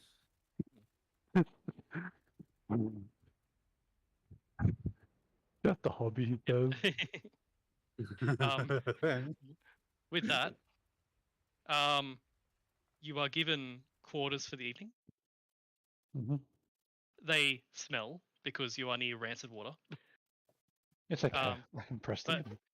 But you get a sense that the bullywugs are used to it. Yeah. So it's fine. It's fine. You guys can deal with it. It's not terrible. It's just a nasty, rank swamp smell all the time. How many days do you want to spend here helping? Depends on how much we can get done in a quick amount of time. Actually, we can get a lot done in a few days. You can. Because I have a plan. I have a plan, Arthur. Yep. Well, I'm going to go through the order of things. Just sort of Matt. skim through. Yep. I'm going to set up a teleportation circle in this area. We're going to Okay. use the teleportation circle to teleport back to our hideout to use the long rest thing so we don't get exhausted each day. Okay. So I'll go through in the order that's at the bottom. Is everyone in the same order on the bottom of the roll 20s? Yeah. It should be Dinks and Scarlet, then Josh, then me, then Sept. Yep. Yep. Yep. Cool. Cool. So, firstly, Archie, you are led. You rest through the night first because it was pretty late. Yep. The following morning, the rain is cleared. You are led to a room by Mergaxor, who informs you that they found this room and Mergaxor wasn't able to figure out how this room works. Based on a quick glance at Mergaxor's spellbook, Archie, you get a sense that our third level is the maximum he can cast. That's fine. He's intelligent, just a bullywug. So he hasn't had access to schools or anything like that. This is all self-taught, which is quite impressive for you, Archie. But as Mergaxor shows you this room, he says, I don't know what this room means, but this is... Yeah, we couldn't figure out this. And as he uncovers some of the rubble and dust and things in the room, you see what's left of a badly damaged teleportation circle. I fix it. Yes. And I'll talk to him about a teleportation circle and what they do. Okay. He seems to grasp the concept. Yeah. But it's definitely beyond his level of current. Oh, I understand, but him grasping the concept is all he needs to actually learn it later down the line. Yeah, yep. But you repair the teleportation circle, and with that, you can return to the sanctuary if you wish.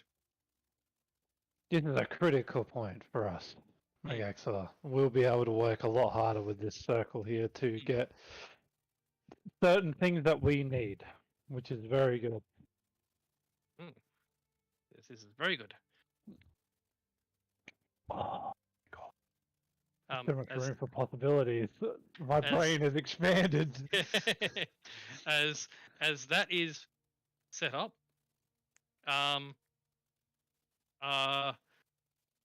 what do you do next, Archie? Now that the circle's going.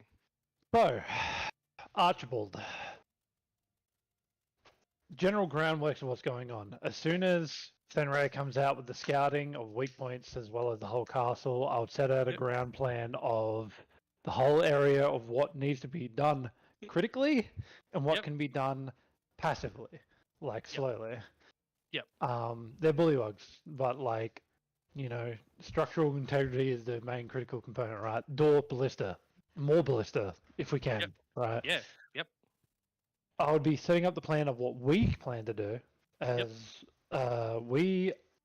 here's my plan, Matt. Yep. So I'm gonna give this Froghemoth a backpack, Okay. and the backpack is gonna have a dragon ward. Oh, okay. Well, shit. Let's just hope it Um, doesn't eat it. Cool. You don't have a dragon ward yet, but once you craft No, one, they can definitely be that's put on. my plan that I'm gonna tell Megaxor is Okay. this dragon ward is a critical component, and he will be able to charge it with his spells every day to keep it going, which will protect them from the dragons, right?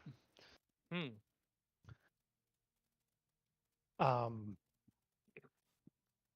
Yeah, that's what I would state to him. It's what, and I would state like it's what they have in Waterdeep and what we have in certain other areas that are protected from dragons, right? It won't protect you from raining acid from the sky, but it's a start. We'll keep it from getting close, he says. Correct, 100%. And we could use it at the castle here for now, right? If we get one. Yeah. I presume you show Mogaxor what a dragon ward looks like and things.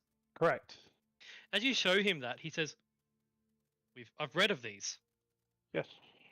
I've read of these, and he flips through his book and says, and reads his book, which is in Bullywug. Yep. Says, Nivixar called that the Forbidden Obelisk. Yes. Because we were ordered to remove one from the swamp and destroy it. Ah, that's why you're not protected from the swamp anymore. Miracle says, I see. Nivixal told us it was a conduit for demons to come through. No, it's a conduit for keeping him out. He played you. That reptile lied to us, and Mogaxor growls. Yes, certainly did. He aggressively ribbits. Yeah, basically. Ribbit. Other than that, I'm gonna be like a coordinator / teacher for the next several days, depending on how long things will take. Yep. With organizing things, organizing the back and forth travel to get our rest in, so we can work non-stop. Yep. As well as working with the steward to figure out where supplies are that we need for said ballistas and repairs on the fort. Yep. Because I have 2 teleports that I can do a day, and that means I can teleport, gate, teleport, gate. Yep. Right? Yep. So basically, if there's some area that we know of that I can get supplies from, I can do that. Again, easy enough to do. Archie Sanctuary does have the means to make materials as well, so you could make basic materials like what you need to repair the ballistas and things. I can also get shit from the Netherese ruin. Oh my can. god, the broken shit. Oh fuck. Yeah. Oh fuck. Cool. So Archie is managing that aspect. Do I hear Spelljammer? In the process, Archie, I presume you're learning Bullywug. Yeah, I'm going to be teaching Common to him, as Yep. well as learning Bullywug, while I ritual cast comprehend languages and stuff like that to try and learn it quicker and stuff. Okay. So, Mogaxor also ritual cast comprehend languages to help the process. yeah, I'll get you, Archie, to make me an intelligence check, please. I will make and singular intelligence check. 16. Hey, Hey yo. Dinks, I'm gonna put a spell in D&D chat. I think Archie should pick it up. It was officially released with the Spelljammer book. Oh god. Oh, Oh god. here we go Oh, again. no. It's a wizard spell. Cool. And I'm going to roll one for Mogaxor as well. Woo. At the end of 4 days, Archie, it takes you 4 Mhm. days for Yeah. whatever work needs to be done, will be done in 4 days. For the immediate work. In those 4 days, Archie, you learn basic Bullywug. Basic Bullywug. Let's go. Yes. So basically, like broken English, only broken Bullywug. and Mergaxor learns Broken Common. Yeah, Hey yo. very good. Let's start. I mean, for 4 days of learning, Mergaxor is definitely showing signs of a very intelligent frog. Yes. As in the meantime, as Archie is learning and frog, you do facilitating pretty good. transportation and facilitating organizing things, what is Scarlet doing? And I presume you're with Tycan working on the actual weapons and things, right? Yeah. So Scarlet and Tycan, what are you doing? And David, actually. I'm guessing that Megexo has some of the basic like with the spells like magic missile and mirror image and shit like that, right? Yes, yeah.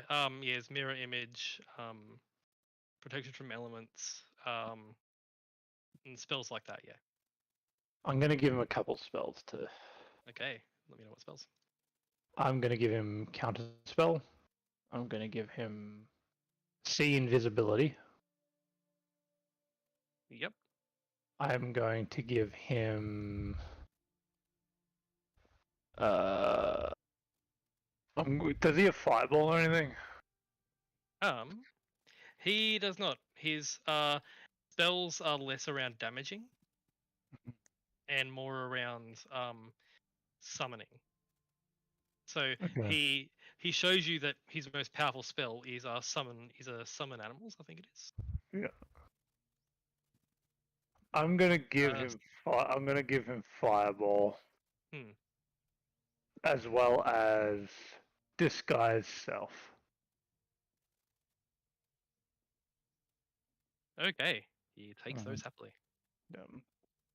They're the ones I'm gonna get. That's like one for each day, pretty much. So. Yeah. So he's a very quick study. As he And he learns. can translate that into Bullywug into his book at some point. Yep. Yeah, definitely. As you teach him all that. In the meantime, Tygan, Skull, and I think Thanray was helping with this as well, yeah? I got told to just do shit. Mm. I'm doing what I'm told. Okay. I presume you're following Tygan then? Sure. Cool. So firstly, Charlie. So your wagon with Silver and Charlie. Charlie comes in and Charlie proceeds to help where he can, applying medical on the bullywugs that are injured from acid, that are not healing properly. And Charlie also provides food for them, and he's a major help. Hell yeah, brother. Tycan, Scarlet, Thanray, and David, on the other hand, you notice that the fortress itself is mostly intact. Some of the walls have completely collapsed, and that is a job that will take a long time to fix. The main issues you will identify are the main gate and the ballistas are the main two big issues.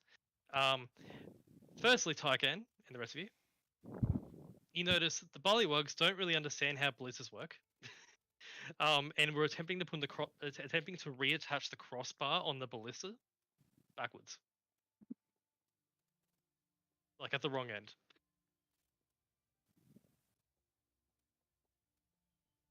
Oh, well, there's your problem.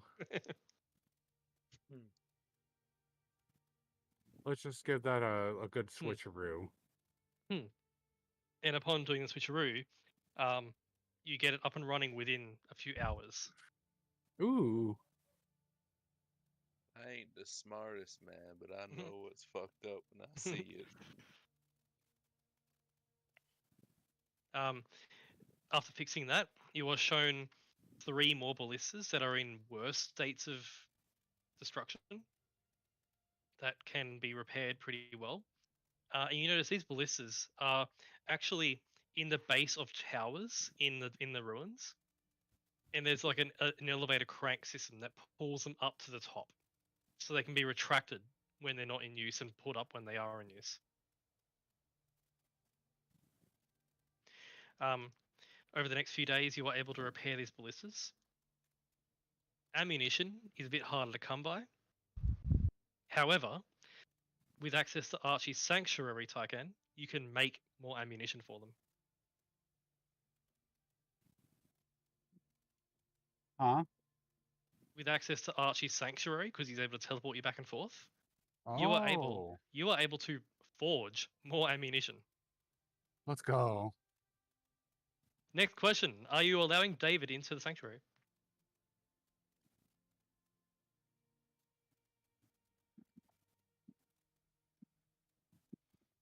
Or is David forced to stay with the frogs? Archie. Archie.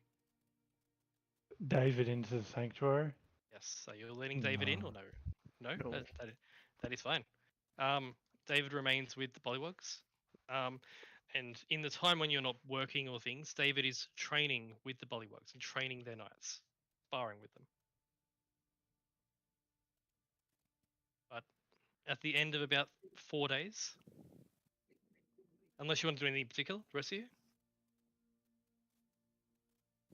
No. At the end of about 4 days, there are 4 ballistas in total that are now in working condition. The backpack is made for the Froghemoth, and you notice that the way they do it is they make the backpack out of just leathers and things, and then get some heavy rocks and put them in the backpack and then put it on the Froghemoth in order to train it for the weight. And it is very much a wild beast. At the end of these 4 days, the gate is repaired. Process on the walls is starting. The Bullywugs know how to fix it. It's just going to take a bit of time. And there's 4 ballistas. And Mergaxor now knows common, for the most part. But these 4 days have passed relatively well, with very few issues between the Bullywugs and you guys.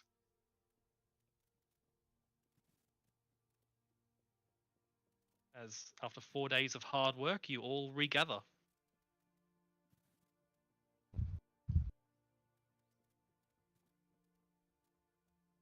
You will do. I made ammo. There's stacks of ammo. There are also, I presume, Tycan, you also make some weapons for the Bullywugs too, like spears and bows and arrows and things. Pikes. They need pikes. Pikes. Pikes. I could kind of do some arrows. Bows I can attempt. Hmm.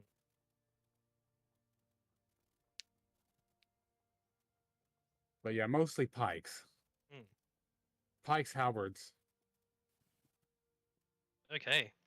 The Bullywug Knights already have halberds, but they are pretty dodgy. It's like a giant stick with like a woodcutter's axe on the end.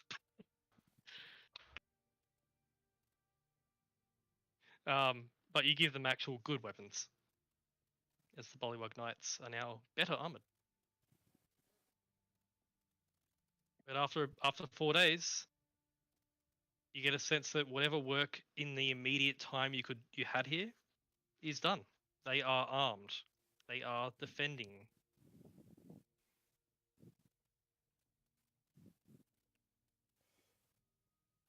You all, unless you want to do anything else, no?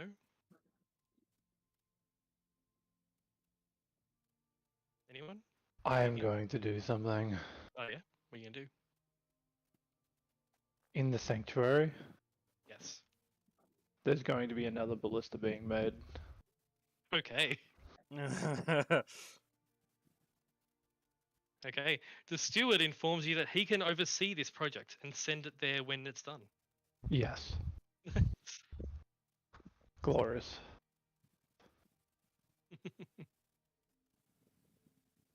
And I presume you tell Mergaxor to expect a delivery of that at some point.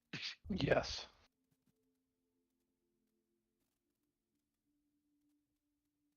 $100%.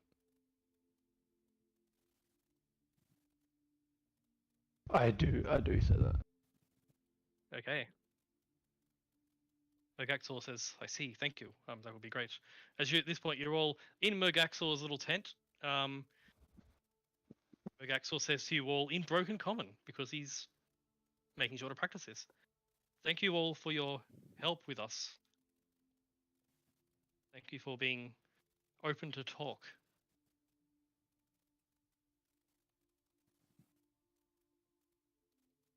And You're most welcome. I shake his hand. he shakes your hand too, and his hand's all slimy.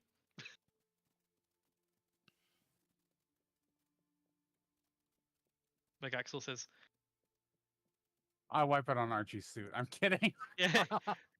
Mergaxor says, "When you speak to the Waterdeep people, humans, please tell them we regret what happened to their soldiers." We'll let them know.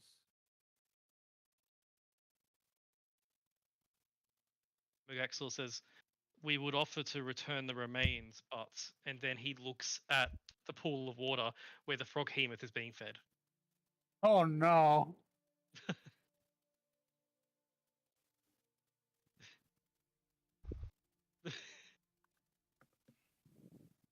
Mergaxor says, "They attacked without stopping to ask questions, and we fought back." Well, that's what happens. But we do regret it, and we will fight when the time comes. I'll let them know.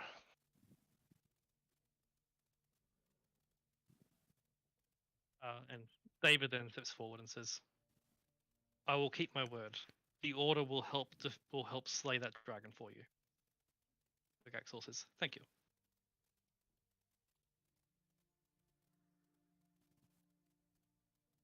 Mergaxor then speaks up and says, looks at all of you and says, "You should all know that Nivixal did not attack our village alone in this one.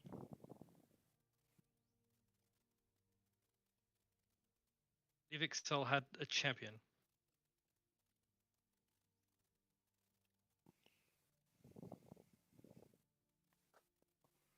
Like this one, and he points at you, Tycan.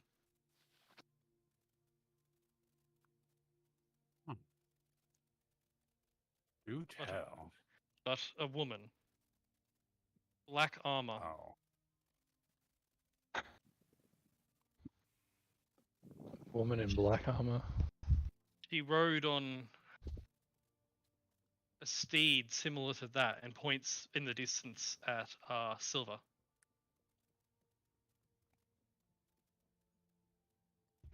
But the steed flew.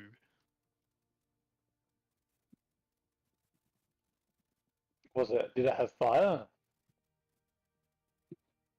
It dripped with acid. Oh. Okay, that's metal.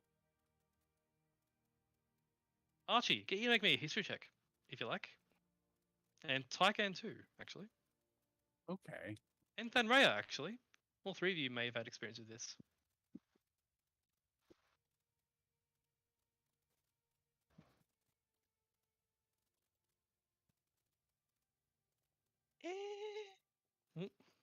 History.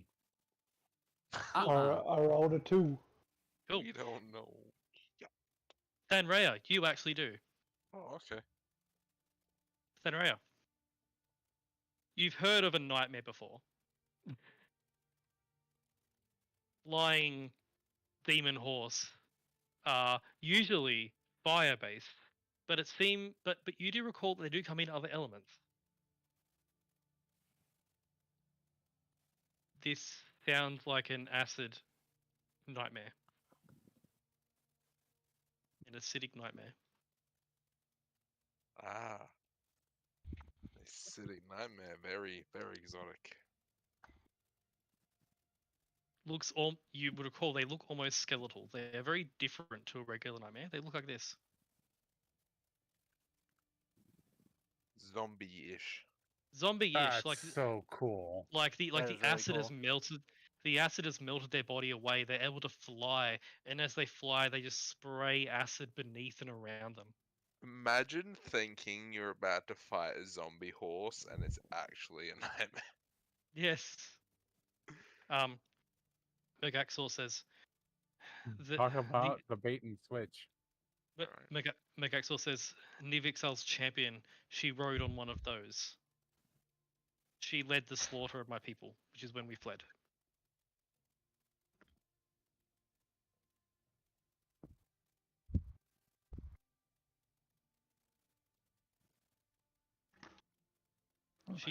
She is very dangerous. Our best warriors were unable to stop her. Even the great beast, gesturing at the froghemoth, was wounded by her.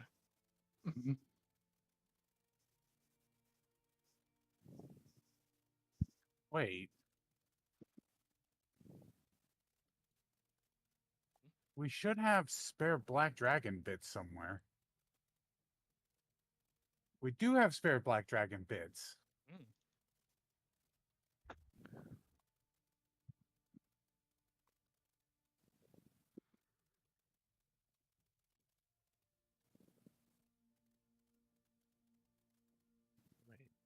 Yeah, we should.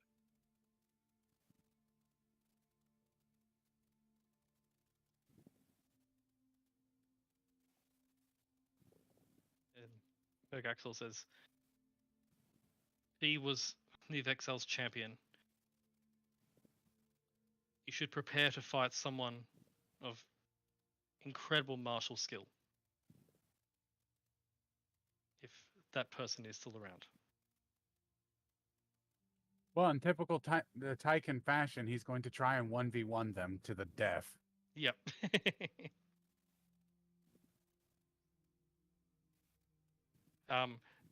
Mergaxel says they attacked with an army of lizard folk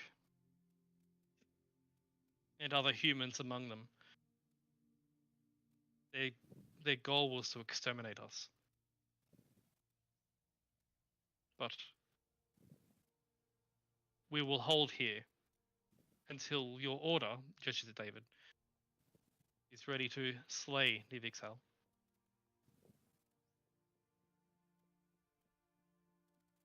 We thank you all for your helping us and for your restraint in attacking us. I know your kind does not like our kind very well.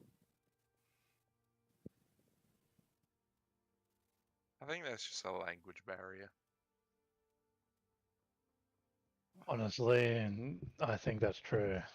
If you can learn to speak with us, I'm sure we'd be able to come to mutual understanding. At least more often. Mm-hmm. Okay, so nods. Says, you'll be welcome back here, but you said you were heading south, and we do not want to keep you longer than you need to be. Yeah, we need to go. We need to get. There's a lot of moving pieces on this chessboard, and with every move, there are bound to be other movement that we need to deal with that become more pressing at some certain point. Bagokul says, then I will personally escort you out of the fort. As he gets up and his knights follow, and you are all escorted out. You are loaded up with supplies, kindly given to you by the Mollywogs. You get outside of the swamp. And you can see now, standing outside the fort, outside the ruins and looking in, there are now ballistas that are slowly turning as the Bollywogs are manning them and scanning the sky. It's definitely way more of a fortress than before you came. And even the gate now works.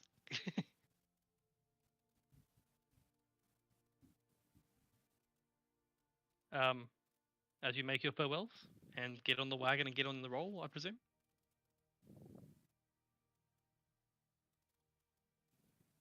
Yep. Yeah. Yes. Yes. Cool. Cool, mate. As you leave Daggerford Ruins, and I'm going to change the little marker on there from an X to a thing.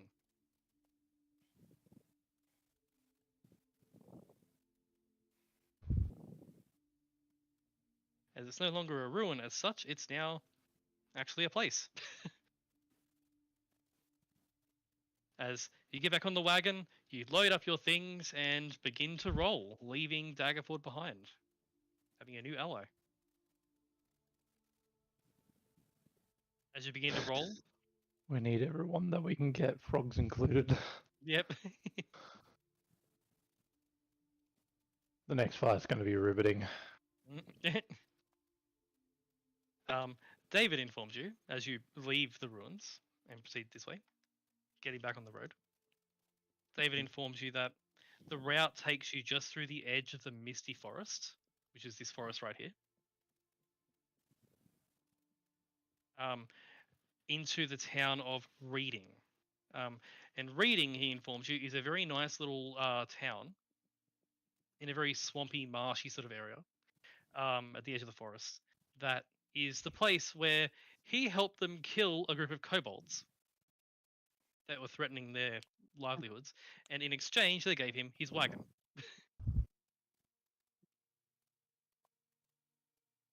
Reading's about here.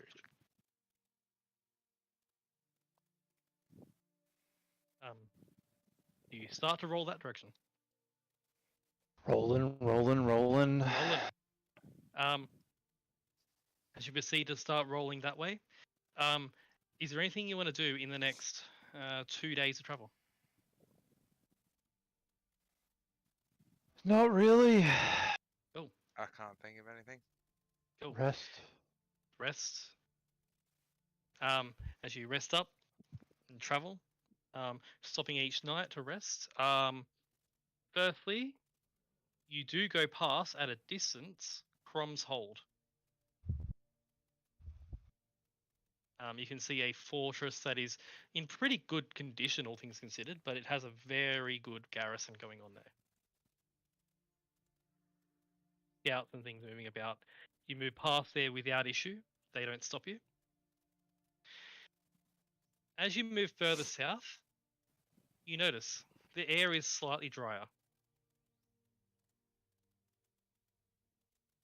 As you all would have been informed that after Dragonspear Castle, it quickly turns into desert. And beyond Baldur's Gate is just uninhabitable. So it's sort of very dry the further you go south. Mm-hmm. But you ride for the first day without issue. You go past Crom's Hold. You start going through the edge of the Misty Forests. And you start moving through a section of forests, just sort of in this sort of area on the map right here. It's about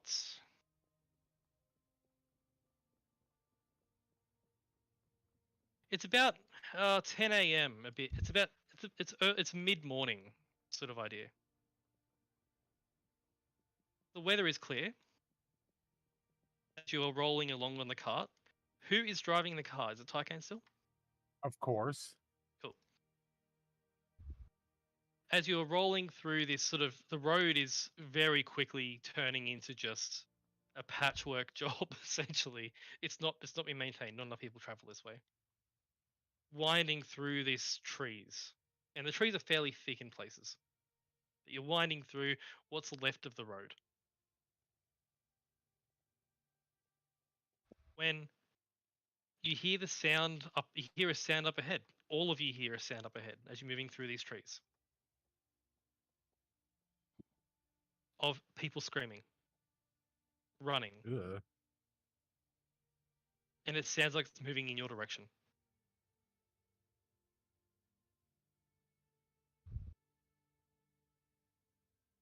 What do you do as you hear this?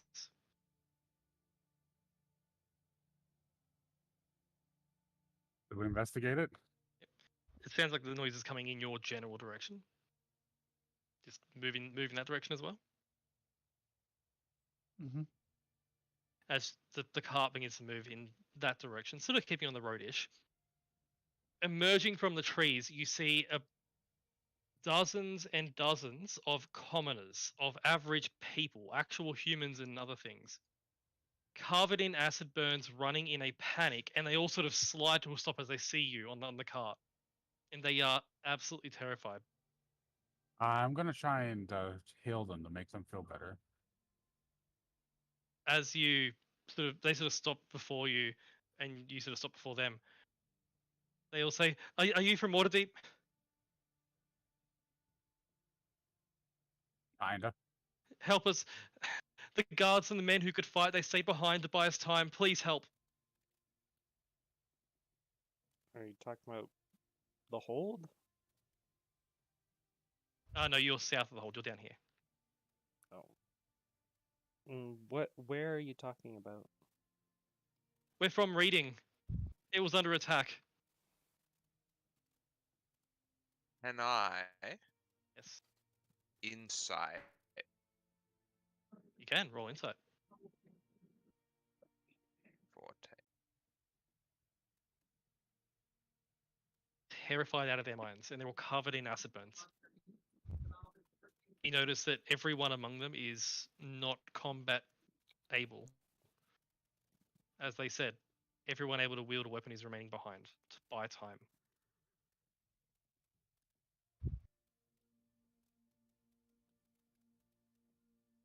What do you all do?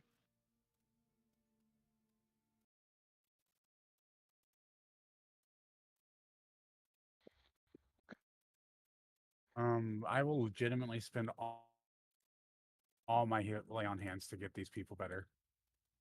As you help them out, what are the rest of you doing?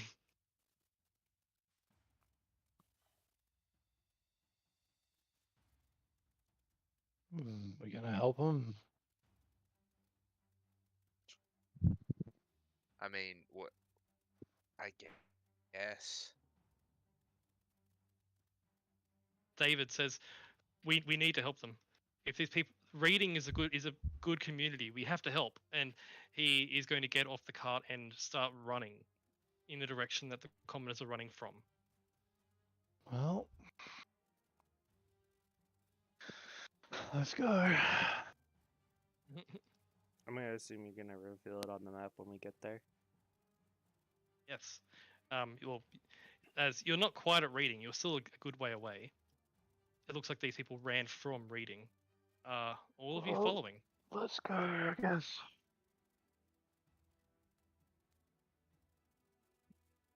I have a few things that I would like to cast if we do get just about to roll into a combat, though. Yeah. Yep. Yep. Absolutely. So moving through, do you all get off the wagon and move in a group, or do you want to take the wagon in? I don't think taking the wagon is a good idea. Okay. All off the wagon, moving on foot. Let me grab your tokens. I'll copy and paste them because I can do that. Silver staying behind, I presume.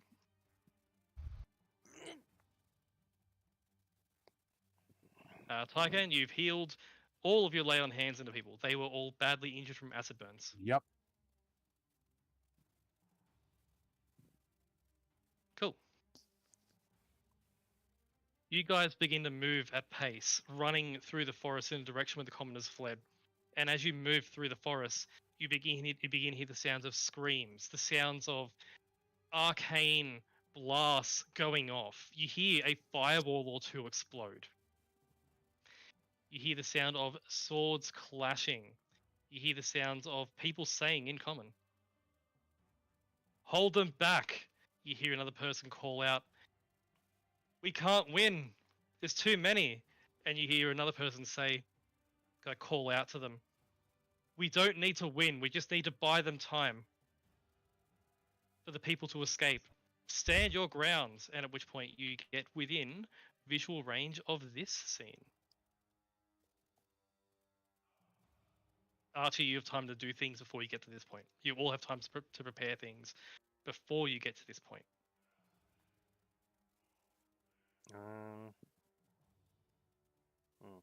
You see a group of guards and a few mages and a few soldiers.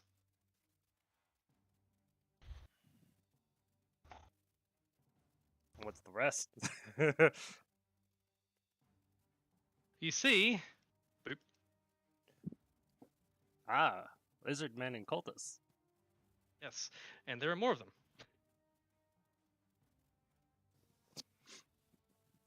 And what are these big guys? Oh, we'll get to that. Oh, bugger. It's not copying and pasting the thing. That's fine. They are. So They are. basically, They you are. take a regular lizard man and you give him some steroids. You see, Man, this you s- dragon lightning hits different. you see a group of lizard folk that are currently in a brutal melee against these basic guys. You can see, so these are the humanoids here. You can see there are more than a dozen dead on the ground. They are literally fighting to buy time for the commoners to get away. You can see other groups of them are moving up and are just sort of waiting for an opportunity. You get to about that point. Behind them, in the trees, I'll get you all to make perception checks, please, as you approach. I perceive. But I think that should- Wait a minute. Let me check something real quick.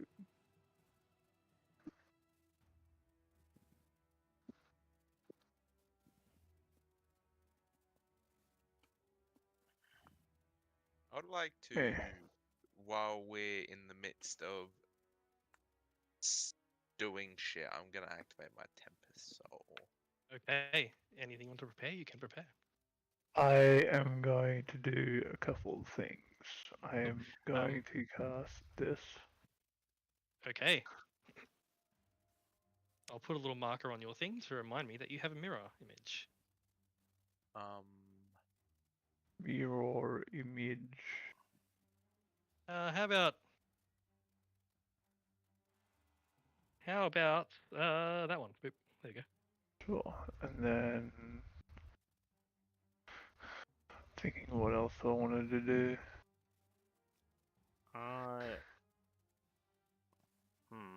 Can I'm I? currently debating whether I want to give blessed to Oh, yeah, Thea or this. David. Cool. Archie, you summon the sword. Ching! A magical force. Kind of debating giving David the bless. I'm also Can if you want. going to buff myself with Spirit Shroud. Okay. I'll put a marker on you for Spirit Shroud. Boop. If so, that would be using spell slot. 2d8 extra, I guess. And it's going to be radiant. Okay. Anyone else preparing anything? I'm going to bless Scarlet, David, and Tychon. Okay. Blessed. I'll do a little heart thing for blessed. Tycoon? Wait, which one? Oh, And- that heart. By the way, Huh? as Archie summons this sword, it's like a blue and silver ornate long sword that looks Yeah. the most ridiculous, expensive thing you've ever seen. So, perception checks happened? They did. Tycan. And yeah. I need to do mine. Yep. 18. There you Cool. Scarlet and Tycan. And Thanrea. So the only person who doesn't notice this is David and I don't see Archie. shit. go. there is some heavy tree cover, which is sort of what the reason for why you're not seeing them.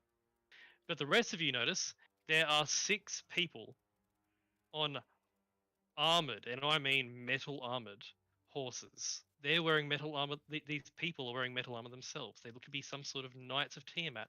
They are behind these ranks of lizard folk, just off screen, standing ready. Are they just off screen? You say? Yeah.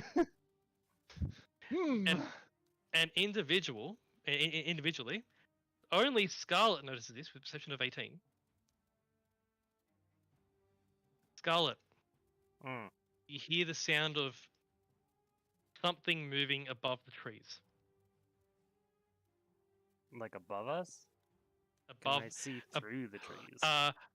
above the lizard folk back here, above the tree line. Can I see over there? You cannot see above the tree line, but something's above. Archie, I keep know. an eye on the sky. She I will points in the activate direction. the true sight on my glasses. How high up is the tree line? The tree line is about 40 feet tall. Can I fly up? I have a fly speed. You can, as you are not quite here yet, but you're sort of approaching. You fly up above the tree line, Thunraya. Yep. Make me a new perception check, please.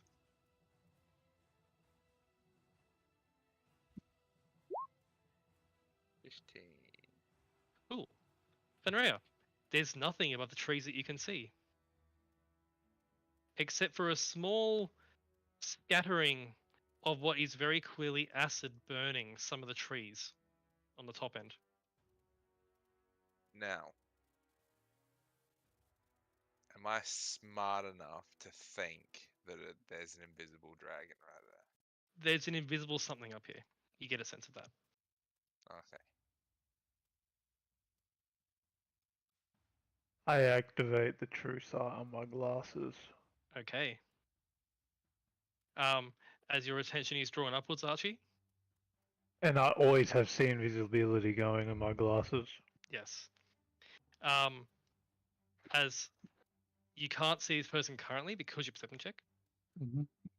but you can't see them currently. But I will let you know when you see them. Correct, because I want to know. Mm. But at this Okay. point, how Uh, do you enter the top of the screen before we roll initiative? I would definitely be a little further out, but that's all right. Yeah, it's fine. I imagine your first turn is dashing into this combat to get to about here-ish. So Mm-hmm. I would have probably diagonally, so I'd be 40 feet up, up there, yeah, that's fine. and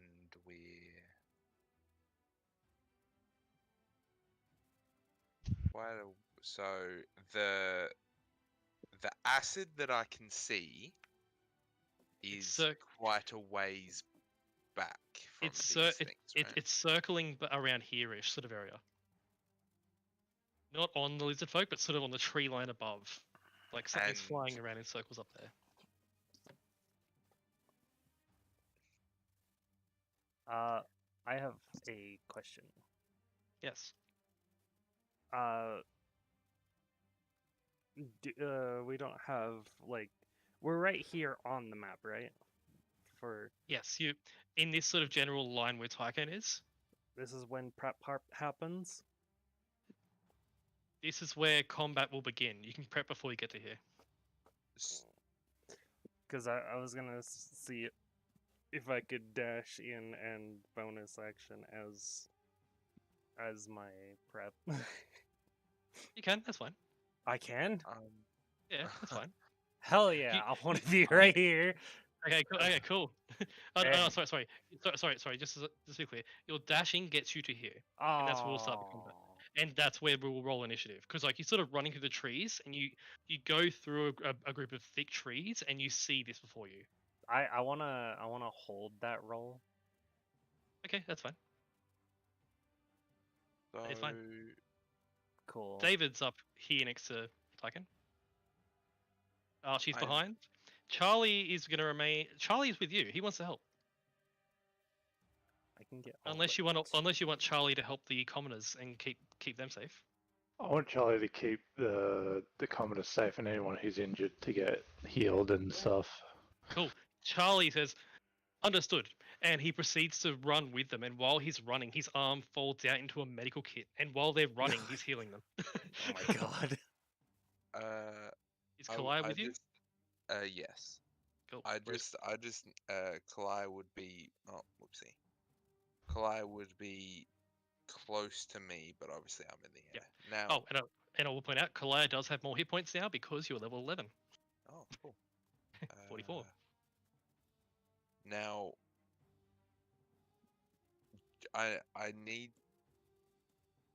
to understand something quickly, right? Yes, So okay. I'm in the air. Yes. My perception check has shown me that there is acid falling in this location. Yes. Down here, yes. Yes. Am I able to do anything with that information? You know where they are. You can't target with spells because generally to target with a spell, you need to know where the target is. Okay. Except for AoEs, where you can just target an area. Okay, because I know the area, can I lightning bolt in that direction? That you can, because that's an AoE.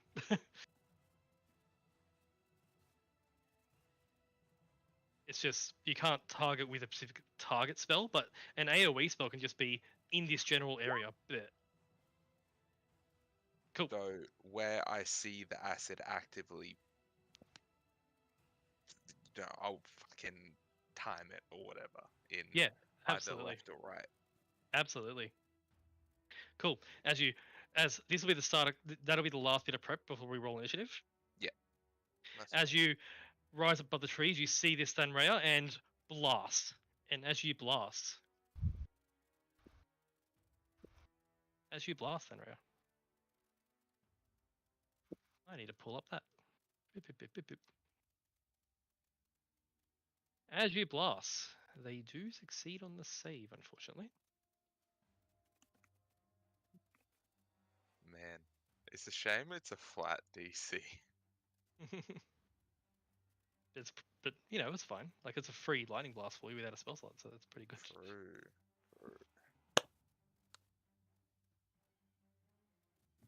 That's what 18. Yes. Yes. Cool. Thanrea, the blast goes through. You hear the sound of sudden shifting. As suddenly the invisibility drops. You see an individual. I'm going to put their token to the left of the screen, but just so you know they're above. Yep.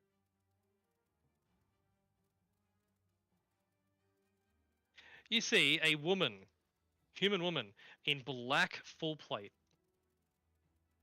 That's not ominous.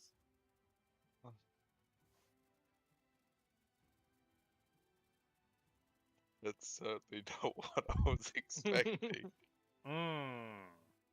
Oh my god, it's a Josh character. Oh, shut the fuck up. Riding on what is absolutely that acid nightmare. Thanrea has already fallen in love. Fully armored, strong female and woman. he knows she has taken minimal damage from that acid.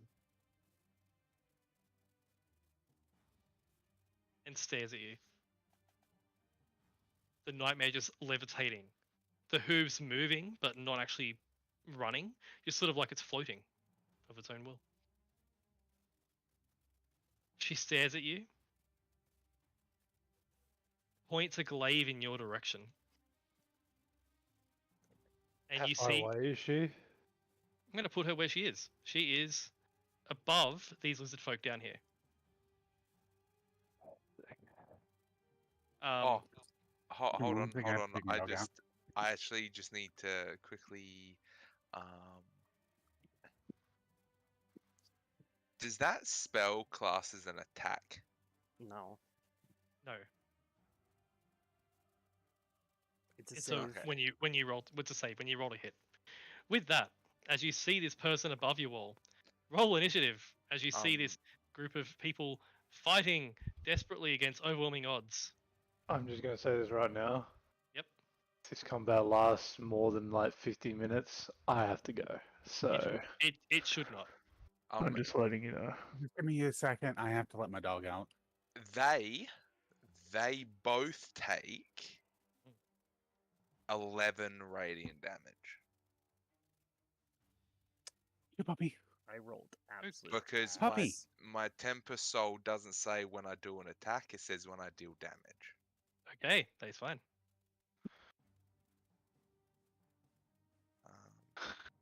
Initiative.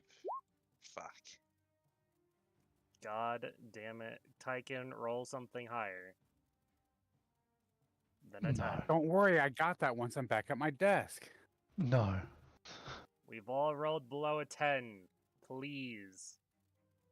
Don't worry, I'll roll a 28. You I don't can't e- do I that. can't Shut even up. roll it. I can even roll a 28, but I'm gonna do it anyway. Exactly. I'll eventually be able to roll a 28. Oh, aren't you special? Well, I plan to get alert, so. Oh, hell yeah. I plan to roll a 28. Need, I just need Tycan to roll, and we'll be good to roll. At least Dave. Yeah, like I said, just give me a couple minutes. I'm outside fighting with my dog. But I will say, while Tycan's getting ready, you see these big lizard folk, and you can see them. Come on, They are Louie. frigging massive. Oh, I got art for them. Excellent. Boop. There you go. Bigger picture. Basically, it's like a lizard folk, but more of a crocodile folk. That is honestly terrifying. Oh, that's so cool. I like crocodiles. Lizard folk render. That is really Yeah. cool. You can see, I will say this well, Archie, you can see areas on the ground that have been scorched from lightning bolts and fireballs from these two mages who look at a glance, Archie, they're spent. Yeah. It's clear they've done some damage, and there's dead lizard folk all littering the ground, but there are more dead guards than there are dead lizard folk. That's bad. That's good. That's bad. Want me to roll for you, Tyken? I am back at my desk just now. Okay. Please roll initiative and we'll get started. Boom. Yes, finally! A PC that rolled above a 10. Right? Okay. The one that has a at negative the- 1. At the top of the initiative order is the enemy knights. You watch as the woman points her glaive at you, Thanraya, Oh. and calls out, "It seems we have more. Slaughter them."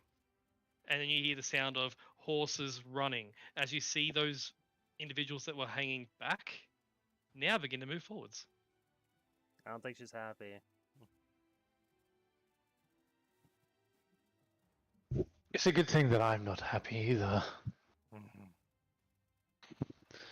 I point my fucking sword at the chick in the air now that I see her. You see her up there in all her Tiamat paladin glory. Oh. These knights move at full speed and crash into the battle line, actually crushing lizard folk in the process. Oh god.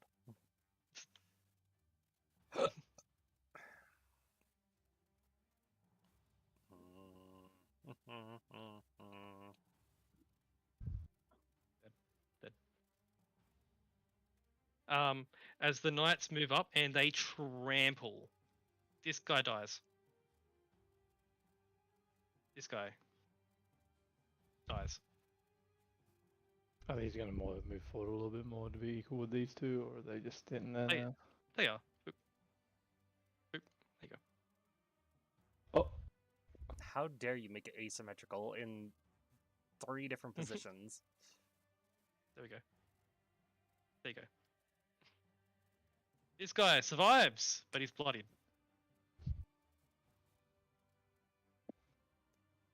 And this guy over here dies, who's already badly injured. Oop. As the knights run in, trample some of the lizard folk, and just crush several of these town... They look to be town guards. As they run in and do that.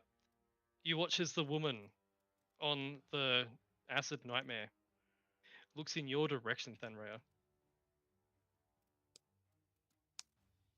Who does? The woman on the nightmare. Okay. The woman you shot at. Yeah. She floats forward, and just remember, she's above the tree line. You sort of can just see her overhead, moving above. Moves to about there-ish.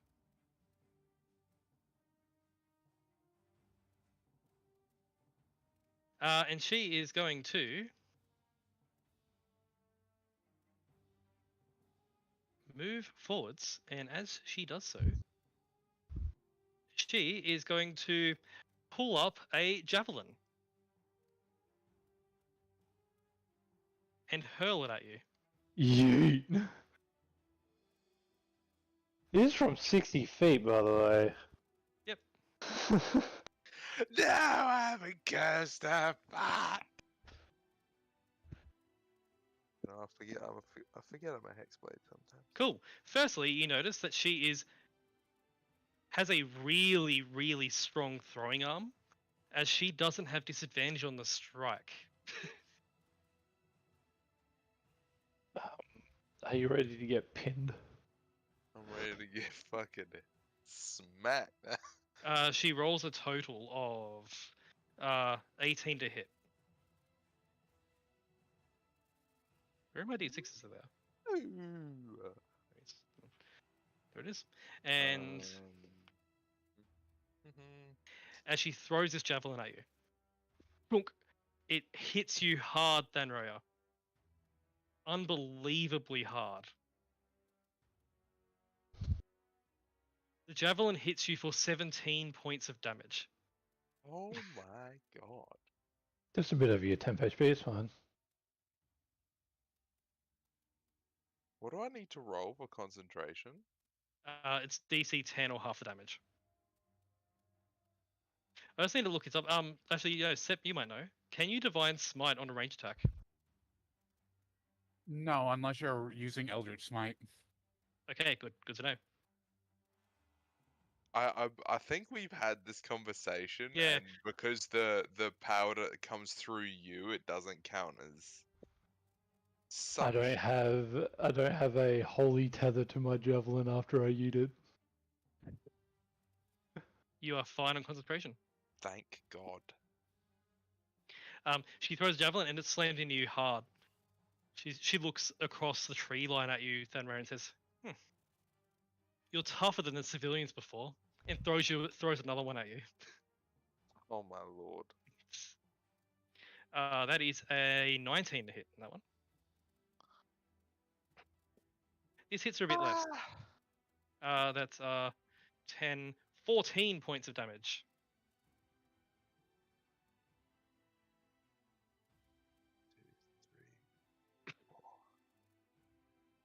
Four. My brain went 4. You said 14, right? It's 14, yep.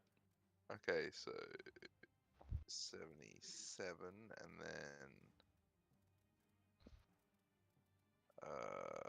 15 on the con, so that's fine.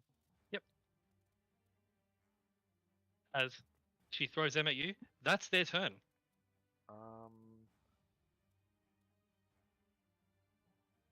David says, "Ah!" and he runs towards. I'm going to move this dead guy away. So David was here. He's going to run up here. David starts to swing.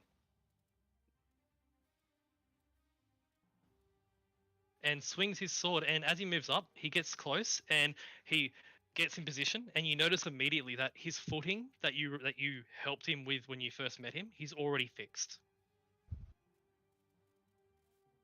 And lands a good 2 solid blows on this knight. For a total of 20 damage. That's David's turn as he's up there. Tyken. Tyken's going to go here. And action dash.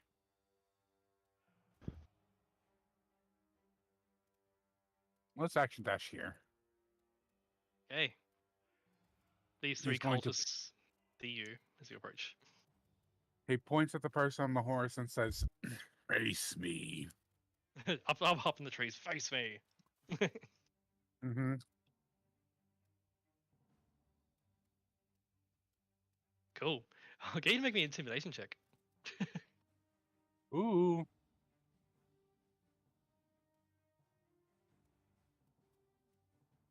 Aw.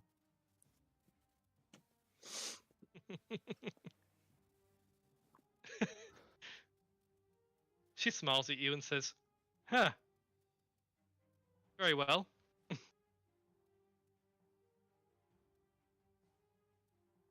She's not intimidated, but still wants a piece of you. Oh, let's go. Bonus action. Shield of faith.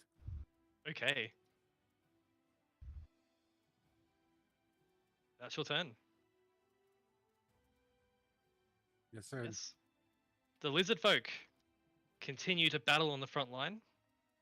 This poor guard is cut down as well.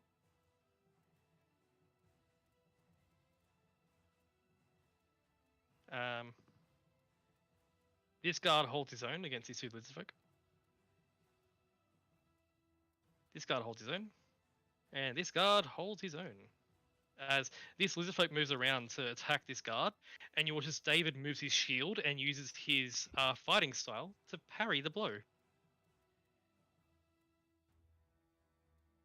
The lizard folk down here, on the other hand, this render just roars and runs up to you, Tyken. Let's go. This one is going to move up a little bit and sort of wait for an opening. And they all sort of move up and prepare to do their things. You notice the lizard folk are remaining in a tight formation. Their little scaly shields up. The cultists will move up a little bit. The cultists are going the lizard folk turn, by the way.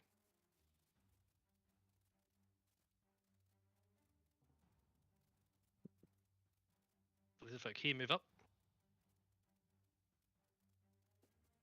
This render runs up here on the side of this guard and grabs the guard and tears the guard in two. And kills him instantly. I don't think my extra temp HP matters anymore because they're all almost dead. This was their final stand, it seems.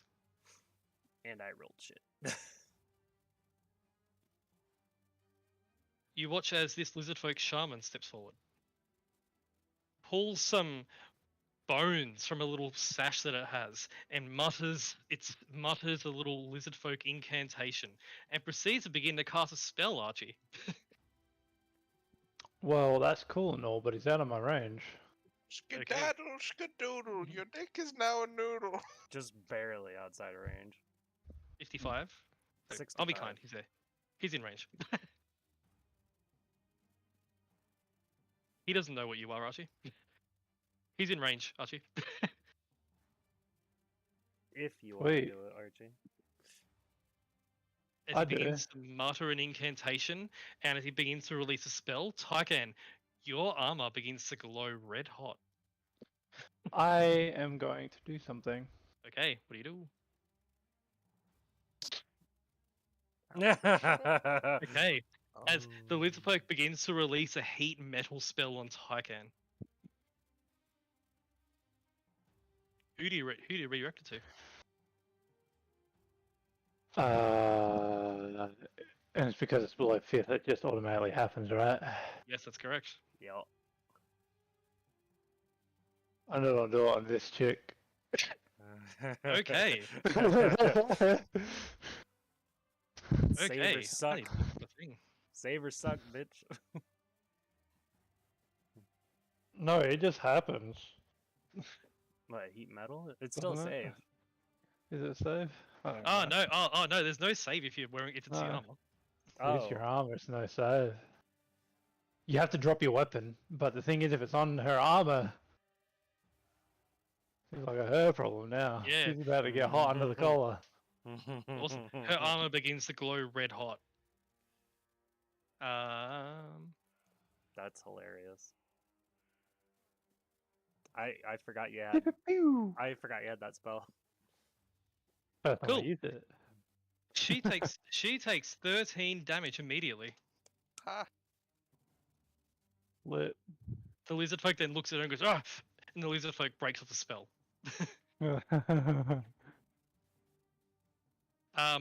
Tygan, this lizard folk render is going to run at you. All right. It brings 2 attacks at you. One with its claws, which is a 20 to hit. Does that hit you? I don't think it does. A 20? No. No. And then attempts to bite you. And that's a 22 to hit you, which also doesn't hit, I think. Does not. But these are giant hits, and the ground shakes around you from each hit. This thing is enormously strong. Next up, Tykan. I need you to make me 3 dexterity saving throws, please. Why do you hate Tyken? No one hates Tyken. Cool. Tyken. Dexterity saving throw. Tyken, this lizard folk render is in front of you, tearing away and trying to hit you, bouncing off your shield of faith. These 3 cultists all line up and all mutter their own incantations and all cast Sacred Flame. You dodge everyone. Let's It does go. this. I'm acrobatic and springy. These 3 cultists all line up and do a Sacred Flame on you, Scarlet. Need you to make me 3 dex saves, please. Sorry, what? Make me 3 dexterity saving throws, please. Motherfucker. You see what happened with Tykan and definitely jump aside as 3 bursts of radiant fire land right where you were. That's the lizard folks' turn, as they are all doing things. It's allies' turn. They proceed to start fighting, very ineffectually. These are definitely injured guards, and that's all they are.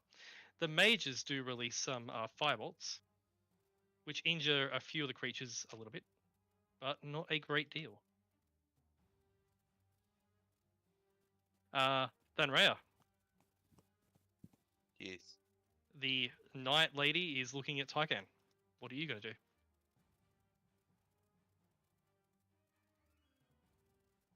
How far? That's quite far. Hmm. I'm going to. It's a bonus action to dash, right? Yes. Bonus action? No, it's an action. Is it an action to dash? It's an action to dash unless you're a rogue or a monk. Oh, that's right. Fuck. Sucks to You suck. know, it does. It really does suck to suck. I'm gonna fly. Yep. 30 feet. Yep. And then. I'll put you to the front just so you're to the front. There you go. You can move on top of them if you want. And then I'm going to. We'll just say that's within 5 feet of them. I'm gonna. Right here. I am going to basically use my bonus action to Misty Step mid-flight. Okay. Boom, boom. You're behind her. And then I'm going to swing, better swing. Okay.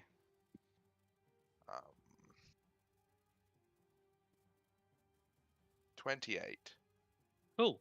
As you swing, she is going to use her mounted combatant feature to make you hit her steed instead. Okay, the steed takes that plus 11. So the 8 plus the 11 are radiant. Yep. That damage is all the same for the nightmare. Okay. I'm also going to smite. Okie dokie. It'll be lightning. Okay. Can it be knocked prone? It doesn't matter, as you hit the steed, you take 13 points of acid damage upon impact.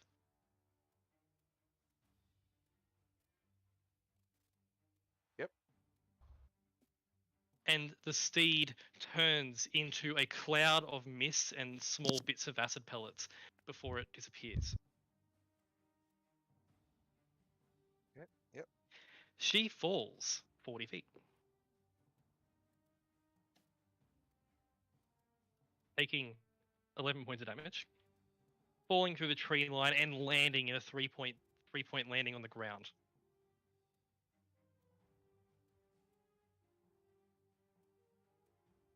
She cannot fly. It was only the steed that could do that. How much falling damage does? 11. Oh, sick. It's not that much for 40 feet. Yeah, it's Oh, no, 46. that's It's 46, yeah. 46.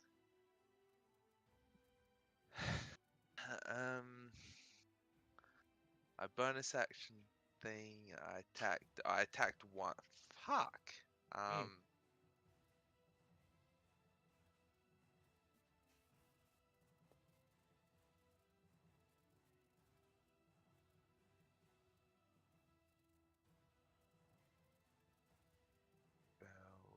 Okay. Kalaya is going to. Honestly, this seems like a shit show. I don't even know where I want to run to. You're gonna get smacked. Kalaya's gonna run. Hold on. Can Kalaya? Yes. Yeah, Kalaya's Kalaya can get 50 there. feet?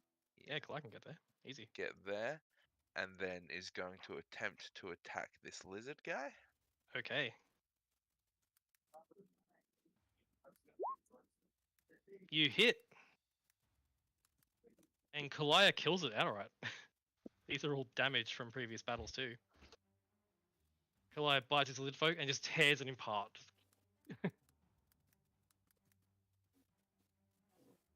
That's Kalaya's turn. Yep. Okay. Archie. There is combat afoot. Do I save the masses or deal with the threat? That's the real question.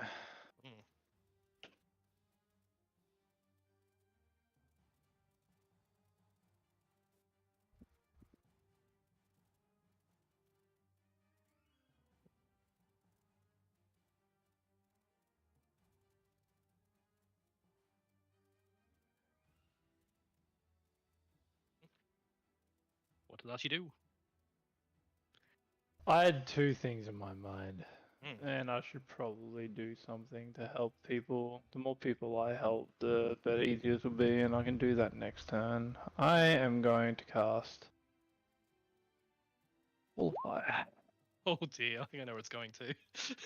I think you know where this is going.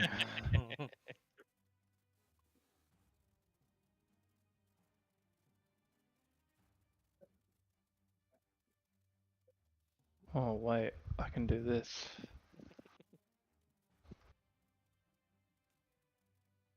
You certainly can. Wait, I can do something better than that.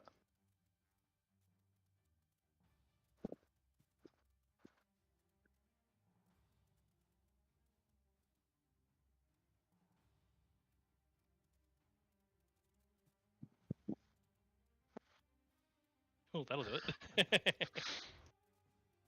5, 10, 15, 20, 25, 30, 35, 40, 45, 50, 55. Sick. And it is pointing in a very obvious direction Oh, at towards all the allies, towards obviously. David. Yep, still gotcha.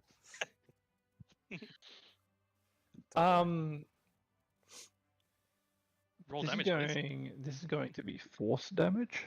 Oof. Okay. So Oh, isn't that because of it's because of my new fancy getup. your? Isn't that because I of can change it to disintegrate any now? element now. Oh, Awesome. doesn't it require a level of the same or a No. spell No, level? no, Part- not anymore. Part of his spellbook that he got in his vault, Mhm. Oh, I see. Never he mind. can just change it any element now. I can change anything to any element on any level. Awesome. So the I wall see. appears as a blasting of force magic, right?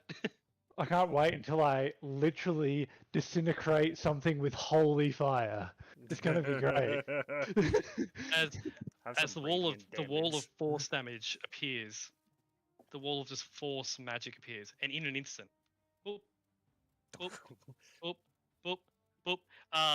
The war horses disappear into smoke. These were fine steeds. Yep. Hey, get Lizard fucked. folk dies. Lizard folk dies. Lizard folk dies. Lizard folk dies. This one here's caught in it as well. It dies. Good. The render fails to save, but takes 28 damage. It is badly injured from that. Good. And finally the knights. Wonderful. This guy takes 14. He's badly hurt. This guy fails and takes 28 and is badly hurt. This guy succeeds and is hurt. This guy succeeds and is hurt. This guy fails and is badly hurt. As the blast goes off and you can hear the sounds of screams from the knights as they are pummeled by that effect. Mm-hmm. And in an instant, you have turned the tide, Archie. They were so chuffed with their like quadra kill. I just murdered like Yeah. fucking 10 of them, bro. Fuck those guys. That's my turn. Okay, Scarlet. All right. Well.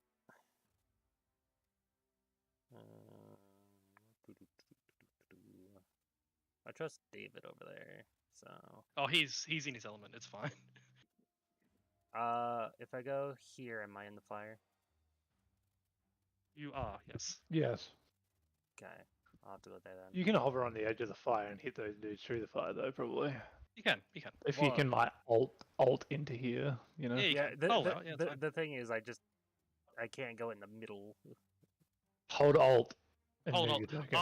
I'll allow it. You can. I'll move your Okay. foot. There you go. There you go. Oh. You're there. Like that, yeah. Okay. So first of all, these three allies will get Yes. the 14 that I rolled. Cool. That gets him back to nearly full. This guy here. I He's still bloodied technically, but I'll remove the bloody symbol because he's fine. I will then do Spirit Guardians. I'll give you an aura. It's already there. What's- Oh, thank you. Well done. Excellent. I didn't have to do anything Mm. because that is the radius of my banner. Excellent. I believe that happens on their turn when they start their turn in it. So I'll Yeah, remember that. but it for their is turn. active. It is active. Uh, As for flavor, blue radiant light emanates from Scarlet's armor. blue moonlight. Blue moonlight. Specifically. Yeah. Other than that, I don't want to action surge just yet. Okay. So I'm saving Is that your my turn? reaction to help this guy. Okay. Is that your turn? Yes. Cool. So it's the knight's turn. So they don't take damage until they end their turn in the effect, correct? A creature that ends its turn there. Yeah. Yep. So Scarlet, I'll get you to roll your damage for Spirit Guardians, please, because that happens at the start of their turn.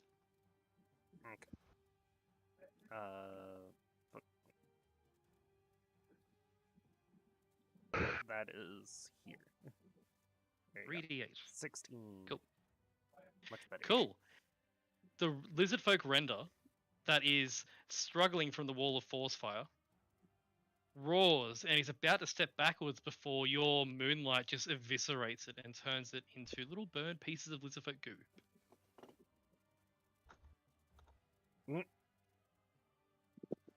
Wrecked.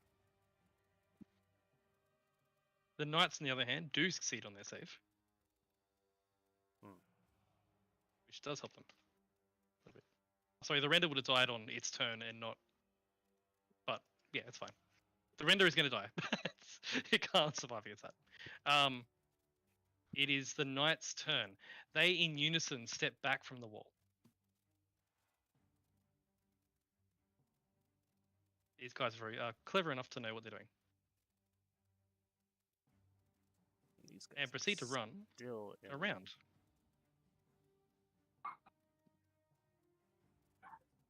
And these guys proceed to move around and get to about there and there. These guys are slightly in it. I'll wait until they all move and do nothing. As Got they all him. move, they move around. This one guy gets to make an attack against David.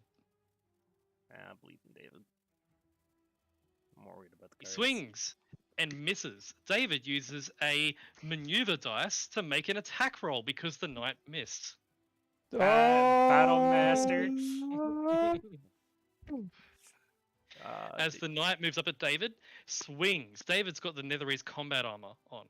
Yeah, he does. Is it in? It is in offensive mode currently. Hey, that's -1, but more damage. He swings and misses David. David uses a riposte and hits, and with a really smooth, clean strike, parries the blow and drives his sword in between the armor plates in the knight's neck and kills the knight instantly. Let's go, David. Woo! That's the knights all done. The woman stands up and begins to run at you, Tycan. Okay. You'll Moves be up 30 fine. feet. Moves up 30 feet. And says, I know who you are. You are Tycan of Helm. Aye, man.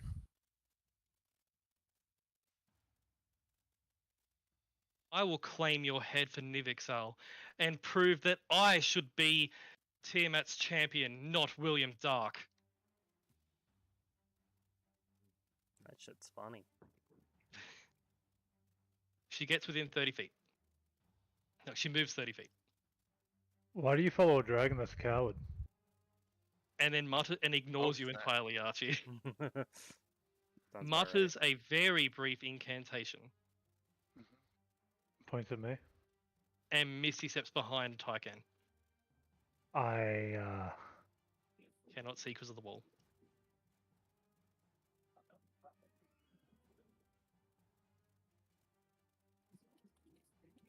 wasn't gonna do anything anyway. So.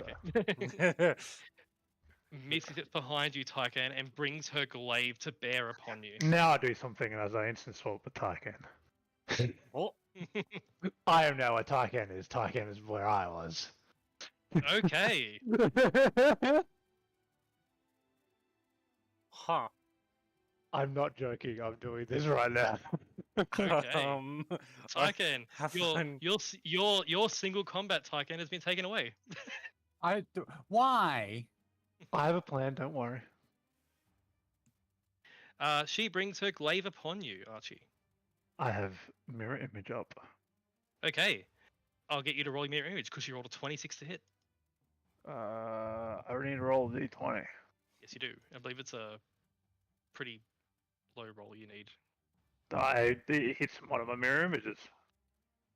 Cool. It shatters as she swings through your mirror image. Mm-hmm. She growls. That is a 19 to hit you. Roll again. That one hits me. Okay. I think I need to roll above an 11 or something. I believe it is, yeah. I have the spell here. It's 6 or higher on the first one. It's an 8 or higher on the second one. Yeah, I need 8 or higher. Yeah. Archie, one she hits hits you for 11 points of physical, Mm-hmm.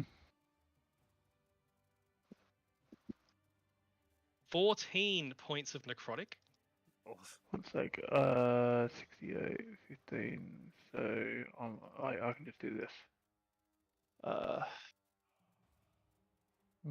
Plus 15. Okay. So it was how much physical? it was 11. 11 Okay. and 14 necrotic. Uh-huh.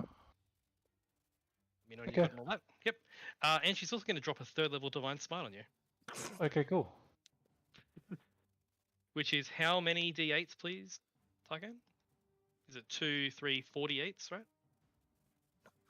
It starts out as a 2d8 and then increases by 1d8 per level. I'm going to drop the firewall. I don't even care about keeping concentration right now. Okay. 18 points of necrotic damage, Archie. Okay. As she divine smites, that was the second strike she did, didn't you, right? Yes. She's going to swing for one more. Yeah. It's an 18 to hit you. Well, that hits. And it hits one of my mirror images. All right, there's one left. There's one left. You good over there, Archie? I am completely fine and in my element. Don't you worry about that. And as that divine smite does come through, Archie, I need you to make me a con save. That is a 13. That is a fail. Mm-hmm. You, Archie, as this necrotic damage blasts through you, your vision is gone. You are blind. Cool. That is the knight's turn. It is David's turn. But by the way, Tyken, don't help me. Help Archie. Oh, you don't need to help me. Don't worry. I don't need help is the thing. I am perfectly fine. David looks back at you, Tyken. David says, Tyken, can you deal with this one? And he points at this particular knight here. Probably. Probably. I'm going to deal with the trash. David runs forward into the crowd of individuals here. Not this guy. He calls out, "Your fight is with me." And he's going to use his action as you watch as he punches over for a second and then lets out a terrifying roar as his form changes and becomes more muscly. He takes on his hybrid form. Hey. He lets out this roar, this blood-curdling roar of an alpha predator. Most of the lizard folk seem terrified, as there's actually a fear effect associated with his transformation. Hey. As that's his action, and he's now in his full hulked-out wolf form. He then action surges and starts to rip and tear with his sword.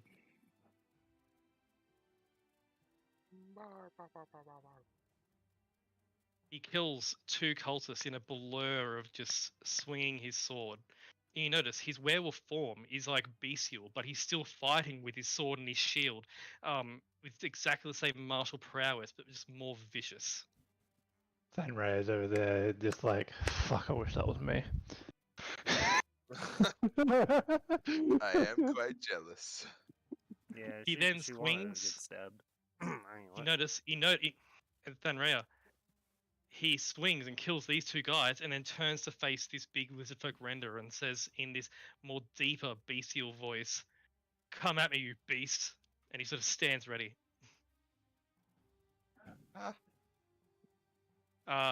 Tyken. Honestly, what Dan Ray is annoyed as, this fucking bitch is all over here. What's this? Well, she was going to fight Tyken and Tyken bamped out. No. I made Tarkin leave. I can just go walk There's a over difference. here. I'm gonna do 2 attacks on this person next to me. Oh dear. I think See, I made Tykin slightly angry, so this guy would fucking die. Perfect. My I'm plan going is to faultless. 3rd level smite. Oh god. I don't even think that's necessary. I spend a charge to do max damage. Oh my god. Your sword hits his full plate armor, and and it finds no resistance as it goes straight through him and just kills him Sep instantly. knows the golden rule that if you crit, you hit. You max smite. I don't care if this guy had 1 HP left. I'm still max smiting. Yeah. He's not alive anymore. like a Knife through butter.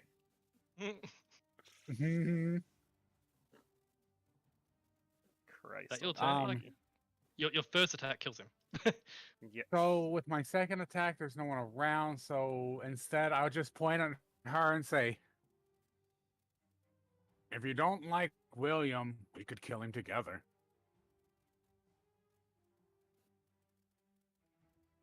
Oh. Oh. She doesn't answer audibly, but you see a wicked grin on her face. Mm. He's not exactly high on our list either, and I'll end my turn there. Okay. It is the lizard folk's turn. I see the chess piece you've laid on the board, and I like Yeah.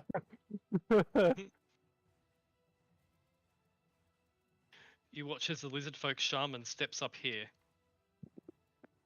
The lizard folk surround. I'm gonna move these dead ones away.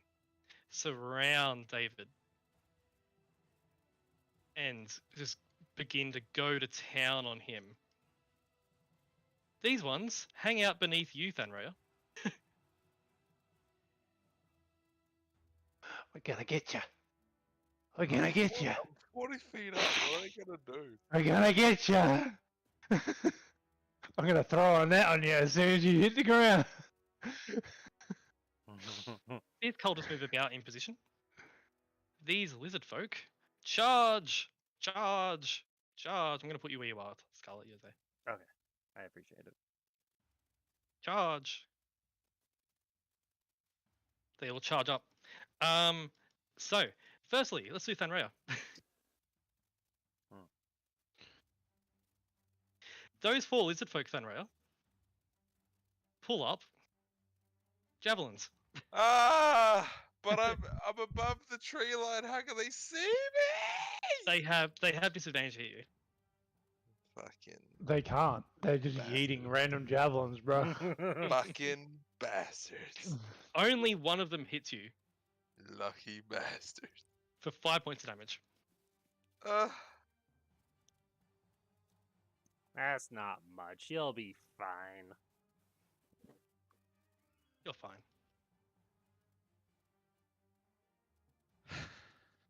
On the Scarlet next up here. Those 3 cultists move up and begin to mutter incantations. I need you to make me. How many saves? 3? I need you to make 2 wisdom saves, please. 10 and 25.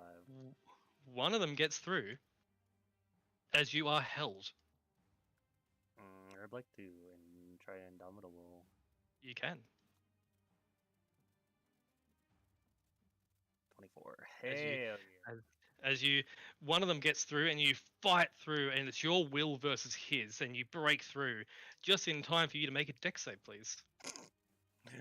I'm glad I decided.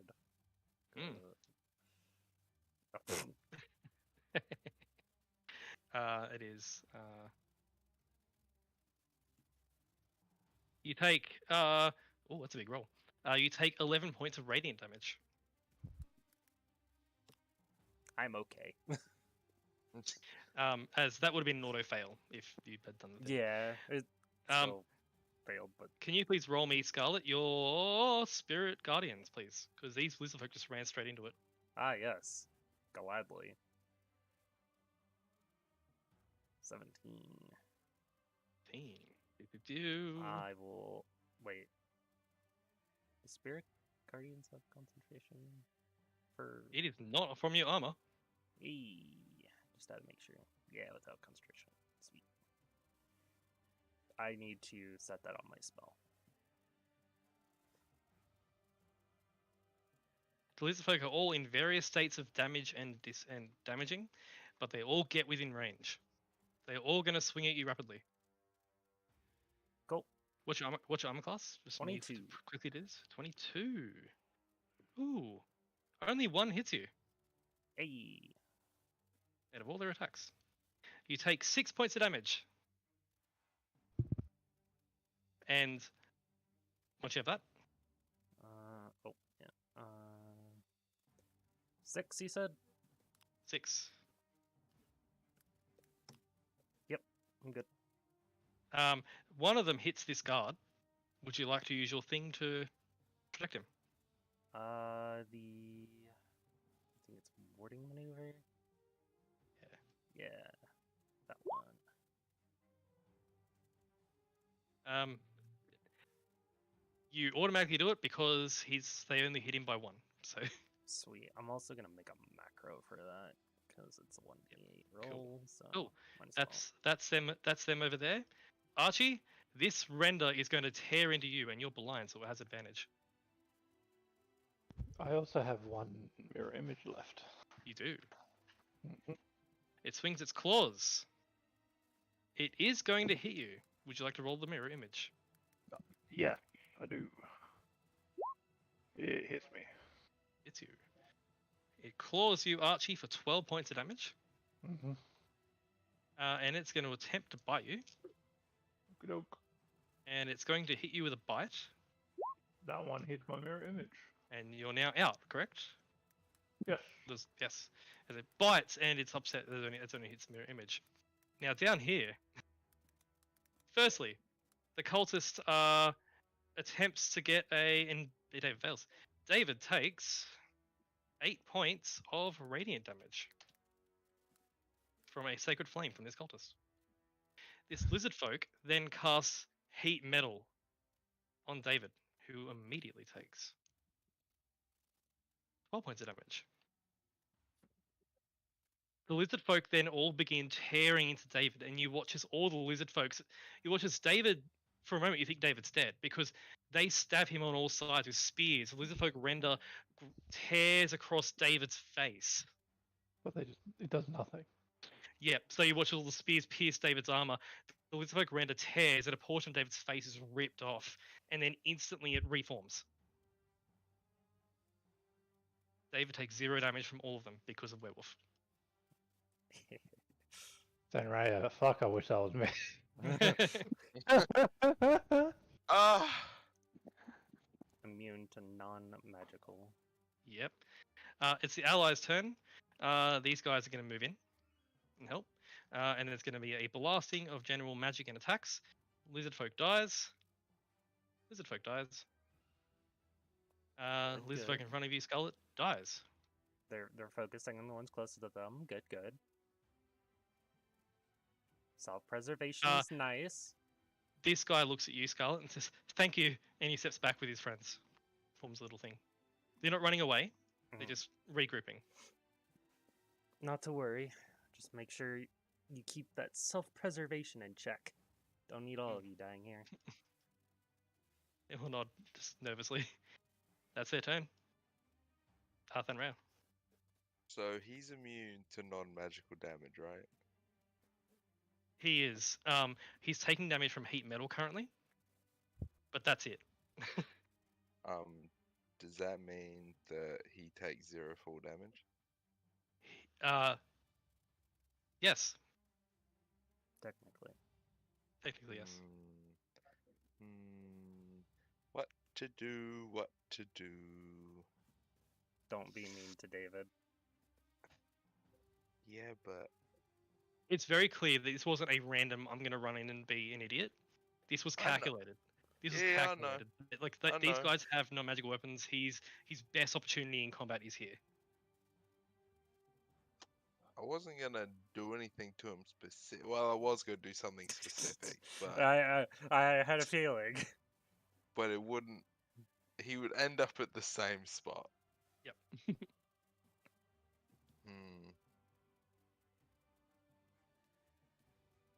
So far away, man.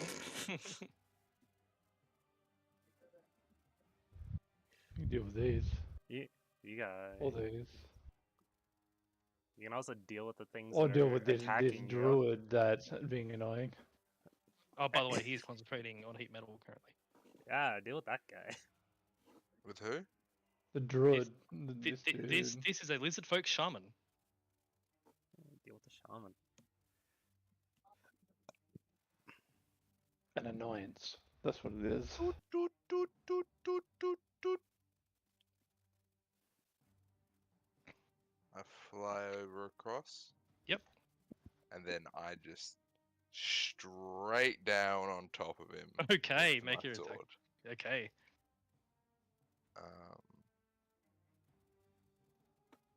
Ah. Ah. 14, maybe? A 14 hits him. Hey! He's a shaman. How? He's a Casters shaman. have low He's a shaman. He AC doesn't have usually. any armor on. His AC is 13. Like- My AC is only 15, bro. Okay, so that's 20, 30, 41 damage. How would you like to kill the shaman? I just go straight down and say he looks up, the blade just goes like straight in his like face down to his ass. Like just Bam. straight through. He is split in half, and as he does so, the heat metal drops. You see the fur on David from what you can see under the armor, which was burning, begins to stop burning. There's still burns on him, but it's stopped. I would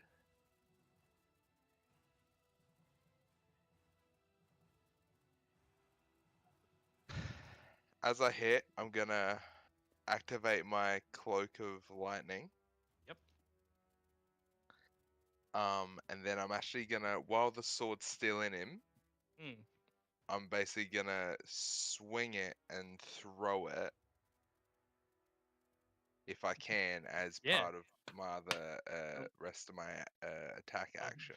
Oh, out. Who at? Throw this dude at this dude. Okay. Make a second attack roll.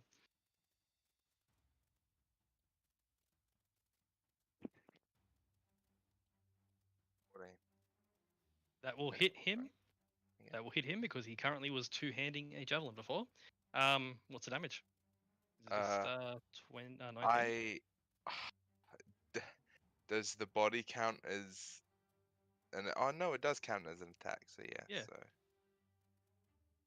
oh shit. 34 damage. The body hits and bam, he's blasted away. Dead. They crumple.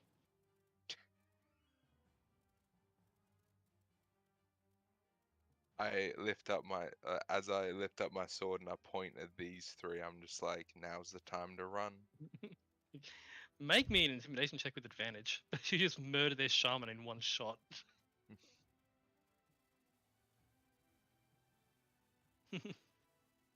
As the lizard folk look at you, and it's very clear they're very afraid of this woman over here. And like it looks like they're not going to flee, but then David lets out another roar, and you see lizard folk afraid. And that would be that'd be my turn. Okay.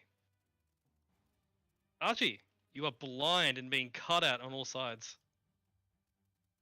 Archie stands up straight with his book and sword.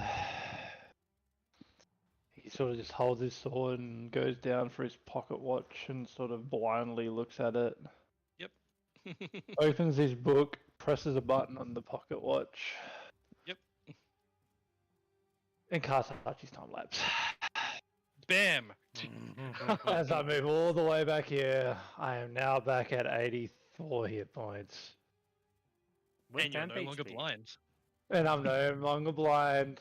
I drop concentration immediately on the firewall that came back up so I don't burn Scarlet. Yep. The knight looks furious. And I look at the knight and say, pathetic. Wait, And then I move over here and I'm going to whack this lizard man twice with my sword. Okay.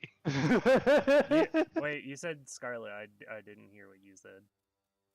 I needed to get rid of my firewall, otherwise it was going to come back and burn you. Oh, yeah. Because Archie thinks about everything. Oh, you gained your temp HP back, right? I have it back, yes. Sweet. I think it's 83. There we go. Yep. And yeah, I try to wake this guy twice with my sword. Okay. Well, swing once because he's on 5 hit points. So Yeah. I think you forgot to put the body Once. mark. As you swing, Archie, and your blade just cleaves through him. He dies. Oh. I'm moving to this space and use my next hit on this guy. Okay. Fuck you too. And he dies also. You cut down this one too. Just chink, chink. I do a flip of my sword to get the blood off. Yep. And point at this guy. And I'm just Okay. like, you're next. Mhm. Better pray to Tiamat. Okay. They are having their doubts.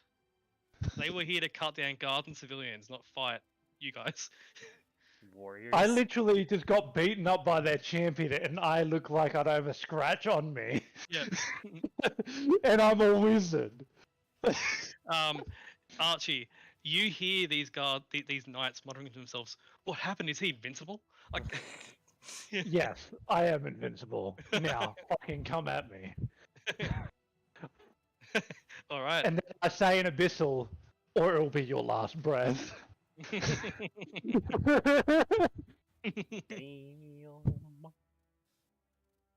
Is I that don't your know turn? if I understand Abyssal, but you know. Is that your turn, Archie? Yes. Gala, what do you do?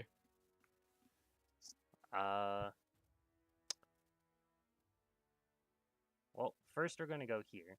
We're gonna whack this guy. Okay. That being said, I need to get ready to go, so that's Oh, would yeah, be yeah. my last turn here. Yep, So, yep, that's fine. It's combat's about to wrap up. 17. Yeah. I If it will doesn't talk hit, to you then later. Bye bye. Okay. So see you later. Bye. That a 20 does hit him, Scarlet. For 13 damage. 13. He is injured more. Yeah, he can also take an attack of opportunity. Oh, he will certainly take that. He misses. He's also marked. And then I'm gonna whack this guy. Yep. For That's gonna hit. 20. For 8 damage, he's also marked. Then I'm moving over to this guy.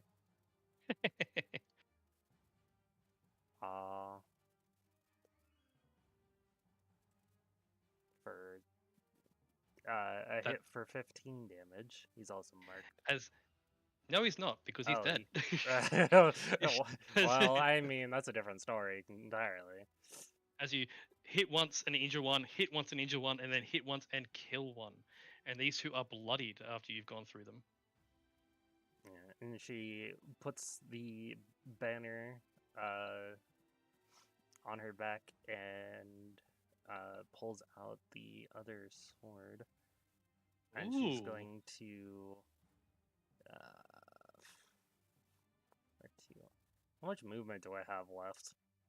I started here, right? 5, 10, 15, 20 feet. So you have 10 feet left. Yeah, I'll go here. And then we'll smack this guy with the oath Okay. sword. Okay. 15 15 hits him. for 6. 6 damage. Wow. And he's also marked. Okay. That is my turn. That is your turn. Excellent. That's your turn. It's the enemy knight's turn. Seeing what Archie just did, and seeing that things are not going well, the woman says, "Shit. Everyone fall back. We can't take them now. Need My offer reinforcements. still stands. I will come back for your head." I'm assuming that's a Shouldn't no we go tyke for and go for Williams? hers. Hold on. There's no reason why this has to have any more bloodshed. She turns, takes a few steps this way, and then flips up a hood on her armor, and then bamps out dimension door. Is that a spell that she's casting? That is an item being activated. You can't counterspell an item, can you? No, you cannot. Ah, this bitch! I'm so angry! Yeah, Uh, sounds about right. This knight sees that. He's going to disengage from you, Scarlet. And move 30 feet away. This guy disengages and moves 30 feet away. That is their turn. I am so tempted. That is their turn. It is David's turn. Danraya, at your position there, you can see the burn marks from the heat metal and the sacred flame on David. This is when you notice something, Scarlet. Thanraya. You know what werewolves can do. You know they're immune to non-magical, but they take damage from magical. Yeah. At the start of David's turn, he recovers hit points. Ooh. This His kid's werewolf, spicy. his werewolf form has a regeneration ability in it. Ah, they get unique abilities. I want it so bad. As he regenerates himself. And David lets out another roar and proceeds to just attack ruthlessly, and he action surges. And as he does so, he slays this lizard folk render.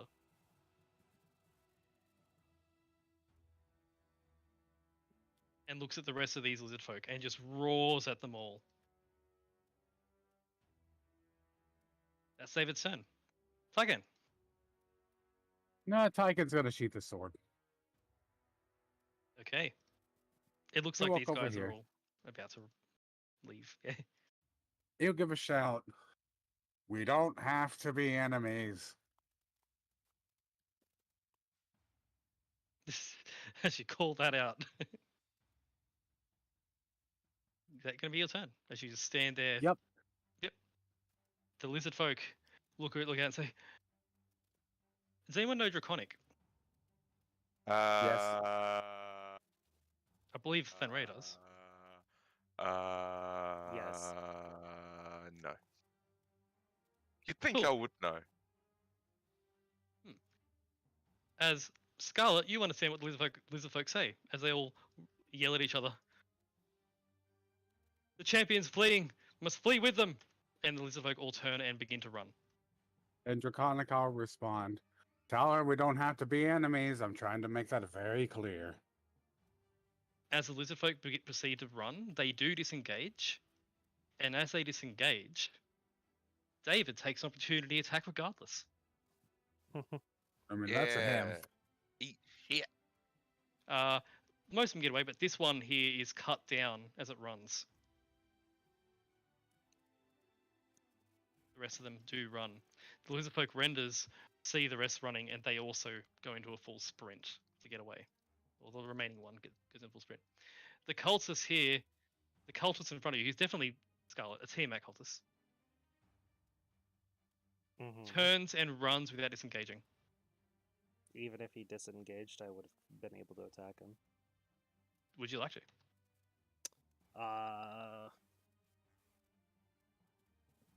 Tiamat cultist, let's go for it. Cool. 13. A 13 is his armor class. Hey! And a 13 kills him. Boop. Sorry, was it 13? Yeah, 13 damage kills him. Yeah, 13. The rest of them begin to run. They are all in a full retreat, running away. It's the allies' turn. They stay back and gather themselves just in case and are looking around for more enemies. Sanrea, doing anything? Yes.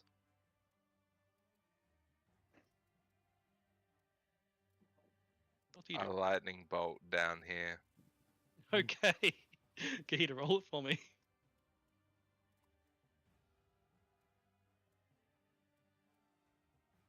Oh dear.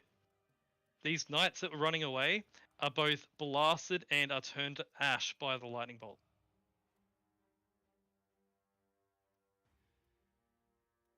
And these cultists also both die. As you just pulverize the remaining knights. Not a single knight other than the champion has survived this encounter. Is that your turn? I shrug and go, oops, and then I turn around and fucking just walk this way. Okay. I mean, Yeah. Tyka's not upset. They had the chance to say, "Hey, let's talk." I ain't gonna lie, I wasn't expecting them all to die. Well, they're all taking Scarlet's radiant thing and yeah, a bunch of damage. I also smite Um, them each. Yep. Archie closes his book and walks away because that's done.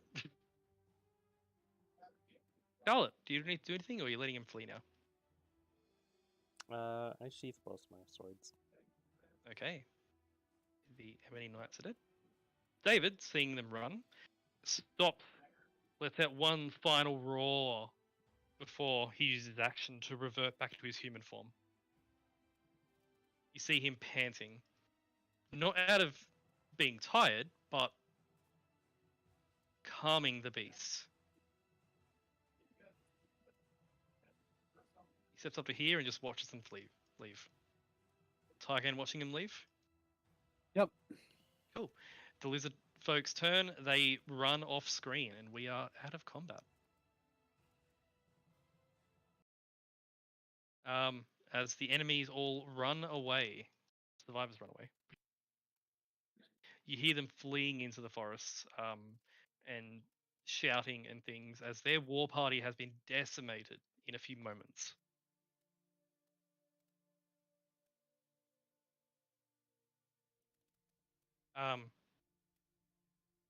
As these few guards approach you, that's where I'll call it there because Archie's probably going to be involved in whatever goes on next. Mm-hmm.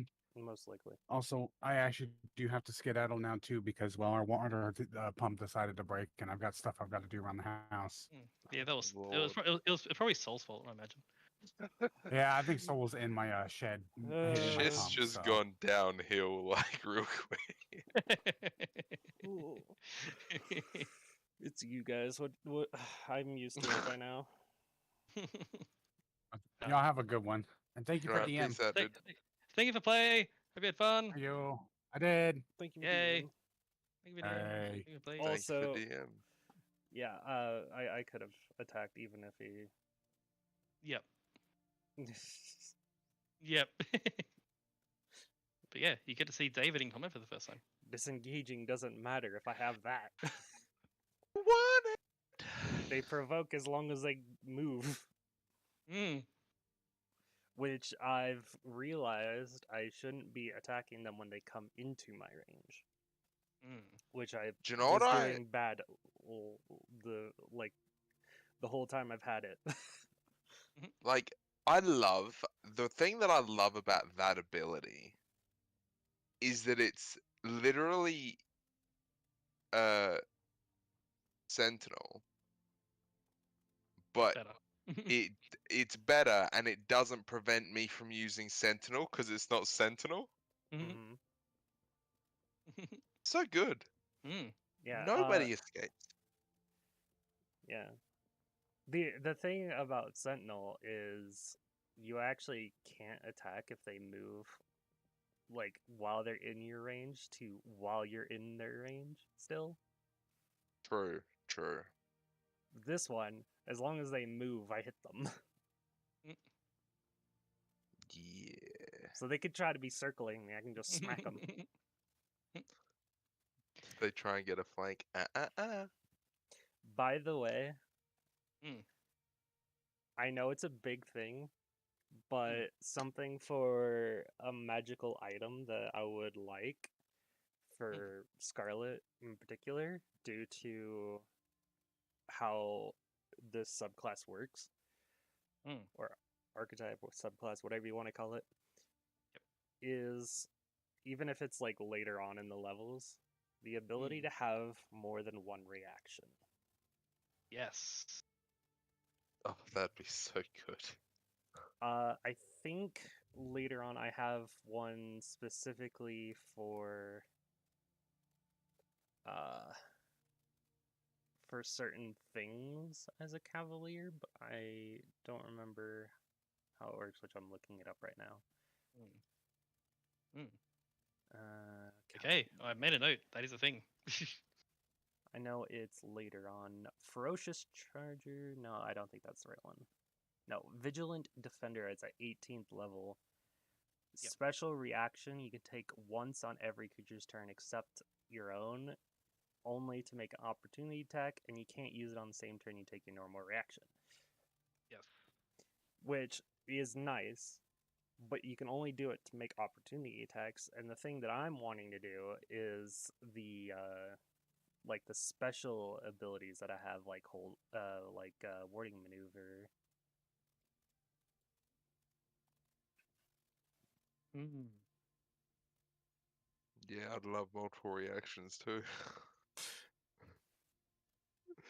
if I had Mm.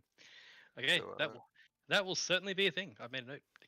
But yeah, Alright. like even if you have taken note of it, do you take a note of the 18th level ability as well? Because that will be a thing that Scarlet gets later.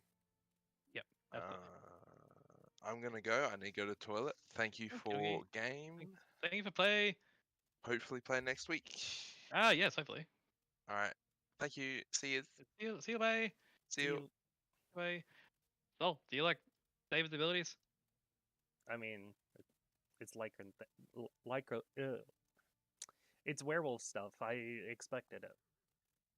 I But knew with it was the- going to happen. He's trained in the Sentinel feat and and Battle Master and a bunch of other stuff. It's crazy. But did Yeah. you like the regeneration thing? Isn't that also a werewolf thing? No. No? Oh, No, not normally. interesting. Interesting, yeah. You saw that he has while he's in his werewolf form, he regenerates hit points all the time. Yeah. But yeah, I think there's so much I want to get. Like, I want to increase my dex to 18. I want to increase my con. I want to get tough and alert. And I also want that even though I don't think it'll be necessary, I actually don't think it'll be necessary. Because it's really just flavor. Mm. Remember when the other training that she was doing? I don't think she actually needs that. You didn't have any more training that I made note of. What the thing was? Like, so say she has her banner out in one hand and her sword in the other. She strikes with the sword, puts the banner away, strikes with the other sword. Yep. Which I did in this battle. Yep. Because dual wielder allows me to do that already. Yep. So I'm like, Oh, yep. wait, I don't actually need to train that. So what we're gonna do next is train for alert. Okay. Are you on it now? But then after alert is done, I don't know what I'll train for, but I know that my 12th level, she's gonna get an ASI into Dex. Let's see, what else is there? Hold on, I need to look up fire real quick. So after 12th, the next one is 14th, and that'll likely be a con boost because I don't think I'll put my strength 20 ever. Which will be 18.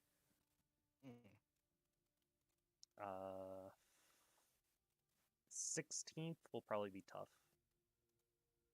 So I have 3 18 stats. And then 19th level will just be one of either strength or con. Which is most likely going to be con because of what she is.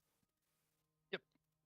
We'll say as well, once you get to the order, definitely we'll be able to train things like alert and other things. Like, based on what you've seen David doing,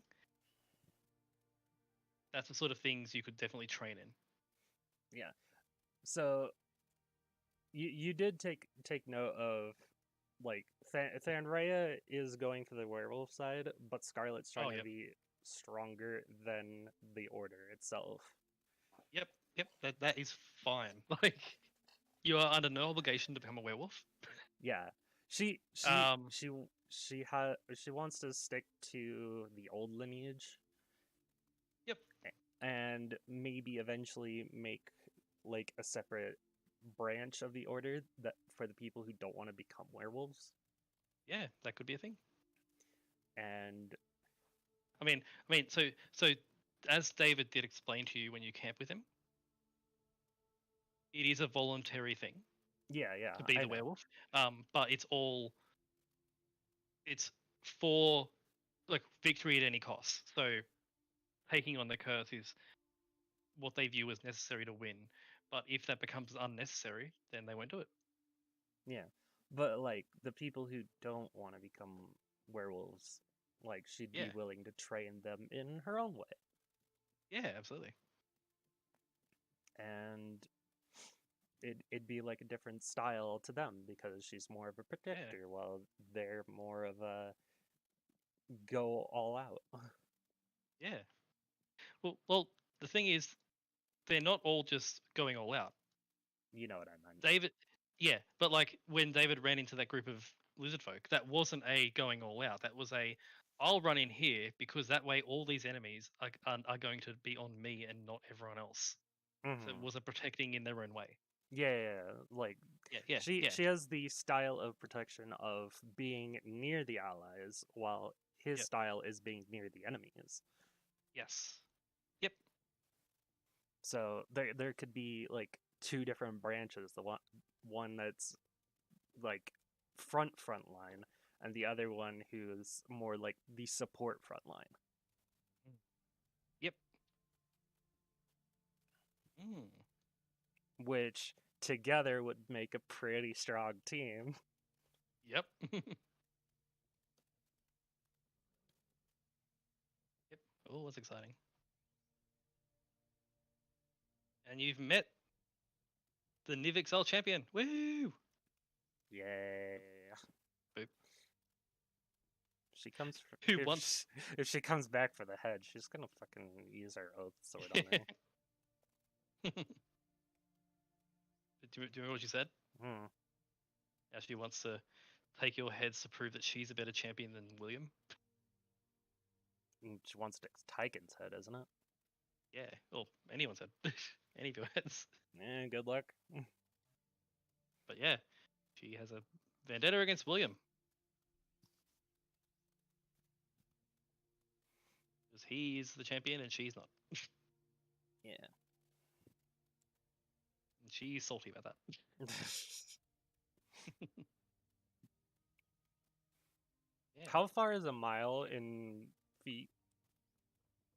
I think it's like 3,000 feet or something like Dimension door is only 1,000, right? that. 500. Oh, that could technically track her. If she doesn't have Good. divination stuff. You could. 5,280 feet. What? So she's only. A mile is 5,280 feet. Oh, well. I'm So she's only. Dimension door 500 feet, but that's 500 feet through forest. So like. yeah. I'm actually curious. I know it's after session, but for the next 24, I could do a 10-minute ritual. Hmm. And I want to check if I can see where she's going. I will make a note that you're going to do the next session because I'll forget that, and you'll probably forget that too. I might, yes. Because I am expecting her to walk straight back to the acid dragon Mm. with barely anything. Yep. I'll be able to track her for 24 hours as well, as long as she is within a mile. Yep. Actually, hold on. Let me check the sword again. It's in your magic items, I think. Yeah, Right? yeah, I know the location as long as it's within a mile and not protected by divination. So she'll do that next session. Yeah. Because That'll be interesting to know where that dragon is. Mm. She maybe not. She may not be the smartest in the box, but she's still strategic on the war side. Yeah, definitely. I made a note to remind you next session. I appreciate it. All right. We'll pick up from that session. Well, Yeah. Thank you for play. Thank you for DM. Yay, that was fun.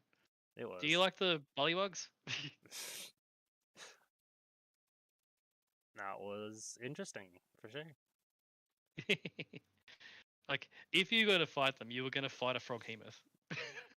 I don't even know how strong that is because I forgot. I can tell you, a froghemoth is a CR10 monster. Oh, that is pretty strong actually. Like, you probably could have beaten it, I imagine, but not with Probably. all the but with all the bullywugs as well, because there are a Yeah, bunch of them in full plate. Yeah, it definitely would have been difficult, but not impossible. Mm. Well, yeah, I also have to deal with the mage too. But I think we could have handled that. But it's Good. good that we didn't have to. Yeah, well, I was ready for both. Honestly, if we did do that fight and then came this way, there probably wouldn't have been a fight here. Mm. Because they would have all been Yeah. dead. They would have.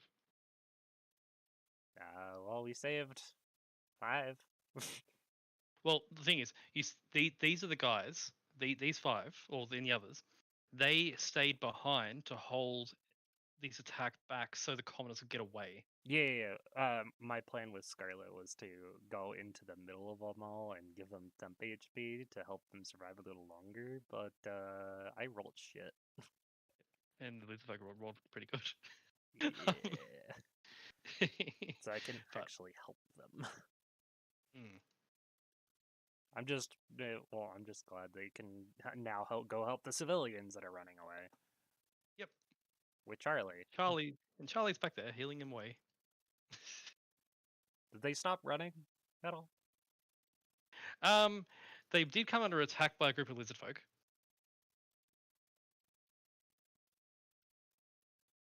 Charlie blasted them. I expected as much. All right, I'll be honest. I'm not used to ending so early. I'm not used to starting so early. Yep. And But, I'm hoping that 1 week that my work put me on, I can get someone to take the Sunday shift, because if not, I won't be able to play. That's fine. Let us know if you can't, and we'll do a thing. I am hoping not, because working in the evening on a Sunday means I literally have no way to get home, because buses run even less. I'll just get a job and be fine. That is my job. God damn it, not you two. That's fine. Let us know and we'll do a thing. If not, we can do a one shot because I now have Chat GPT on my phone. I don't know what that is. It's an AI chatbot I see. that is extremely clever. And what I've been doing is I have a few free messages a day. I have a few free questions a day with it. Mm-hmm. All I need to do is say generate a D&D one shot for adventurers of level whatever, and it makes it. Wow. It makes it. I have like 3 one shots that I've got now because of that. Is it free? It's a free. It's a free. You have to watch Ads. a 1 minute ad. You watch 1 minute ad. You get 2 or 3 questions. Questions? Like you can just 2 or 3 things to say to the chatbot, which it will respond with. I see. And it's like one question is a one shot. So one minute ad equals to 3 one shots. 2 or 3 one shots, depending on what time of day I do the ad, is 2 or 3 free questions. That is amazing. So I have 3 one-shot ideas ready to go. All right. Well, thank you for DM. I'm going to head Thank you for out. play. Okay, see you, bye. Thank you for play. Thank you for DM. And is the stream still going or no? I'm about to end it. I'm gonna disconnect first. So see ya. Okay, see you, bye. As for everyone else, now that the stream has ended, I will be streaming tomorrow. What it'll be, unknown, but I will be streaming tomorrow. Guaranteed. Probably Arknight story. If not, I have a JRPG I can play. That's about it. So, see you then. Have a good night.